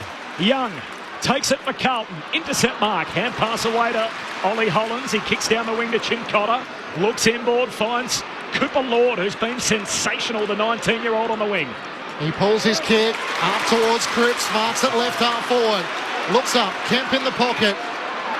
He has Moyer as the deepest target. He tries to kick to the space on the bounce. Kemp can't gather. Cuts away from Zach Jones. Gathers. Has Wilkie in front. Over his shoulder to Owies. Cruel bounce. Fantasia to Mutlop outside of the boot. Puts the Blues in front. Quiet afternoon, but Jesse seizes his moment. And Carlton are in front. At the 20-minute mark of the final term, the Blues, who haven't led since the second quarter, find their way to the lead with the opening 2 goals of the final term. 11-7, 73 to St Kilda, 10-9, 69. Once more, it wasn't all that by design, but their 2 small forwards make it work. Owies provides the goal, and Mutlop's able to finish. No, it wasn't. They were clean they were clean when they needed to be. Then Carlton, but I'll tell you what, Sam Walsh's last term's been huge already. He's had the 9 disposals. It's been his other teammates through the midfield, and Cooper Lord and Binns getting on the end of it. I've really liked Ollie Hollands' last quarter too. I think he's been taking the game on, and it hasn't always just been necessarily Paddy Cripps in this last quarter, so certainly getting some help from a few of the other boys through that midfield and just getting the ball continually inside 50 in this last quarter. Had the 12 inside 50s to 5. 6 minutes and change to play. We are in winning time, and Carlton hit the front for the first time since halfway through the second. Dow out of the middle, gets a clearing kick for St Kilda. It's picked off by Cripps, though, on his knees, wrestles it from Philippou. Ball comes out. Wilson had it, lost it. Now it's with Hewitt, just pinballing around bodies. Cripps, big tackle, forces it out to Binns. Hurried kick forward. Sinclair calms it down. Mark centre half back for St Kilda. Carlton by 4 points. 21 minutes gone in the last. Short kick to Clark, short kick over to Butler, marks it half forward, hand pass away towards Philippou, he got it to Wood, hand pass back to Wilson, kicks St Kilda deeper inside 50, the 2 Saints leave it for one another. There's a free kick, and a legal shepherd, and a free kick for the Blues. It's going to Ollie Hollands at half back. There's 5.5 minutes to play. Carlton by 4 points. If the Blues win, they play finals. If they lose, it opens the door for the Dockers. Free kicks in this final term, 7-0 Carlton's way, as they're playing with far more intent. And the Blues... What's that? They've been first in for it, Clinchie. Different to what you were saying in the first half, as Wiedering has it in the left back pocket. Carlton by 4 points. Wiedering long to the city wing, in the direction of the tall timber. Pitnet spoils it down. A chance for Marshall. Hand pass inboard. Down gets the hand pass to Garcia. Loads up with a kick inside 50. Young as well set, and he takes the mark. All of a sudden, the St Kilda forward line looks a little more troubled as the Blues defence is well set. All the way back to the defensive goal square to Akers. Kicks up to Nick Newman. Got it over the fingertips of Zach Jones at right half back. Hand pass away. Newman to Ollie Hollands. Kicks down the wing for Moyer. And you hear the Carlton fans just roaring their approval with every possession. Carlton by 4 points. 22.5 gone final term. Hand pass to Akers, long kick down to half forward for the Blues. Battle spoils Wilkie trying to take the intercept mark, and the ball goes out of play. So a throw in, 45 out from the Carlton goal at the Coventry end. 43,843, the majority of them in navy blue. The Baggers by 4 points, needing to win to shore up their spot in September. Down it comes from the boundary throw-in. Clark got it out. Garcia jams it on the boot, a spiral up the wing. Young competing for it with Owens, balls out the back, Owens is onto it. Kicks St Kilda down to half forward. Ugly kick, and Newman takes the intercept mark. They've been rock solid across the half back line, the Blues, with the game on the line. Plays on, gets the hand pass to Young at right half back. Up the wing once more, through the hands of Zach Jones. Can't mark. Cripps once more, another disposal. Hand pass to Hewitt. Into the middle of the ground for Ollie Hollands. Around Philippou. Around the back to Saad. Chips it into the middle of the ground. And is able to find Elijah Hollands.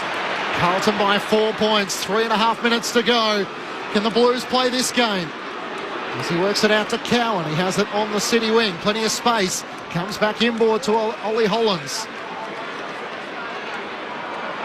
Across half back to Nick Newman. Every St Kilda player has to man up now as the Blues are trying to soak the seconds off the clock. 23 minutes gone, approaching 24. Newman kicks as far as he can. Paddy Cripps is the best option. Can't take the mark. Desperately lunging towards the boundary line. Slaps it out of play. And a boundary throw in. Umpire says throw it in. Oh, have they done enough, Murph? Just going to get a few numbers behind the ball at the moment. They're probably a little bit skinny, I think, their defence, Carlton. They need to get another number or two just to try and shore up the defence. Final 3 minutes. Carlton by 4 points from the boundary throw in on the wing. Motlop tackles Jones. Ball comes out. Walsh kicks inside 50. Kemp climbs. No mark. Free kick. Free kick, Carlton. Who's that? Brodie Kemp's getting a free kick. 25 out directly in front. Well, it was an aggressive approach from the stoppage. Carlton invested numbers around the contest and won the clearance, but behind the footy there was basically 4v4. So if St Kilda won it from there, they were in a lot of space. But give credit to Carlton there for putting numbers around the stoppage and then using the ball. Sam Walsh, great disposal and putting in the space of Brodie Kemp. And very, very important kick here, Lids. Yeah. The defender come forward with a season-altering drop punt. Oh, no. He misses wildly to the right. It's a 5-point game. Carlton by 5 points. 25 gone in the final term. Kemp leaves one out there. 2 minutes to go. Sinclair kicks as far as he can. Membry can't take the mark. Spills out to Hunter Clark. St Kilda fans take a breath. It comes to Zach Jones. Hand pass to Miller. They're on here if he can get it forward. Marshall's hand pass to Miller at right half forward. Blazes inside 50. Centering kick to Filippo. He thought about giving it off. Now he'll go back and puts the footy on the ground. Brad Hill was streaming into the left forward pocket. Darcy Wilson as well. One man can't capitalise at one end. Now it's in the hands of Mateus Filippo. Oh, I'll take you back to his set shot that he had earlier in the game. Yep. Second quarter. Missed everything out of bounds on the full. That reverse was him, Lids. That's all Murph's hoping for. The 19-year-old Mateus Filippo to put the Saints back in front. Directly in front. 45 metres out. Comes in and misses to the left-hand side. He misses. It was close. It's a 4-point lead Carlton's way and 2 chances go begging at either end. Kemp misses at one end in the corridor from the set shot. Filippo at the other. And it's a 4-point game. Carlton's lead. Just over a minute to go. Short to the back pocket. Newman to Ollie Hollands and now short to Akers. Time ticks. They cannot peel off the clock fast enough these seconds for Carlton fans. Akers contest kick down the wing. Wilkie spoils. Down towards Steele. Tackled by Cripps. Ball up on the wing. St Kilda's been looking to get the ball as far outside this bubble as possible, just trying to get forward yardage on it. Carlton will be trying to keep it as tight as possible. 49 seconds to go. Blues by 4 points from the restart. Hill, hand pass out to Clark. Handball along the boundary line. Filippo with it, tackled out of play. Blake Akers with a crunching tackle, got Filippo out of bounds. And we got a boundary throw in, half forward for the Saints. Carlton by 4 points with 40 ticks left on the clock. Every second matters. Thrown back in this crazy 2024 season. Marshall wins down the tap. Charging through. Tackle is laid and there's no opportunity to get a clearance. Right on 50 as Pitnet lays the tackle on Steele. Currently 2 Carlton players outside their D50. Pitnet and Marshall. Pitnet wins down the tap. Marshall gets the clearance. Hand pass to Burns. Inside 50. They need a mark. Akers back with the flight. Clark comes charging in. Still a chance. Zach Jones gets a hand pass. Higgins around the corner towards goal. It's coming back. I think it's there. Jack Higgins. What a goal. To put the Saints in front as he charges to the wing to celebrate. St Kilda lead by 2 points with 13 seconds remaining and Carlton fans cannot believe it. Oh my gosh. Crazy game. Well done, Jack Higgins. Take a bow.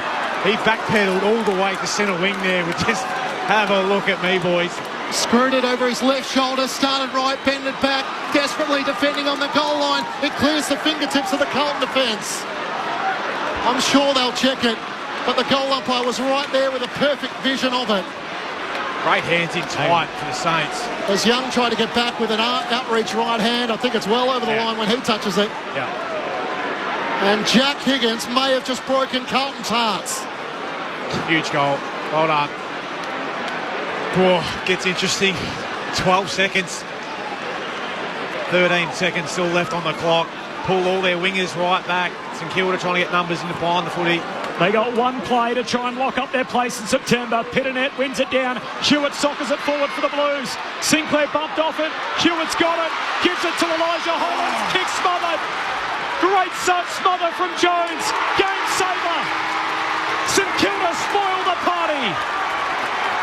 And Carlton's last day trauma deepens. Freo's season is alive. And with one game to go, the top 8 is not yet decided. St Kilda by 2 points.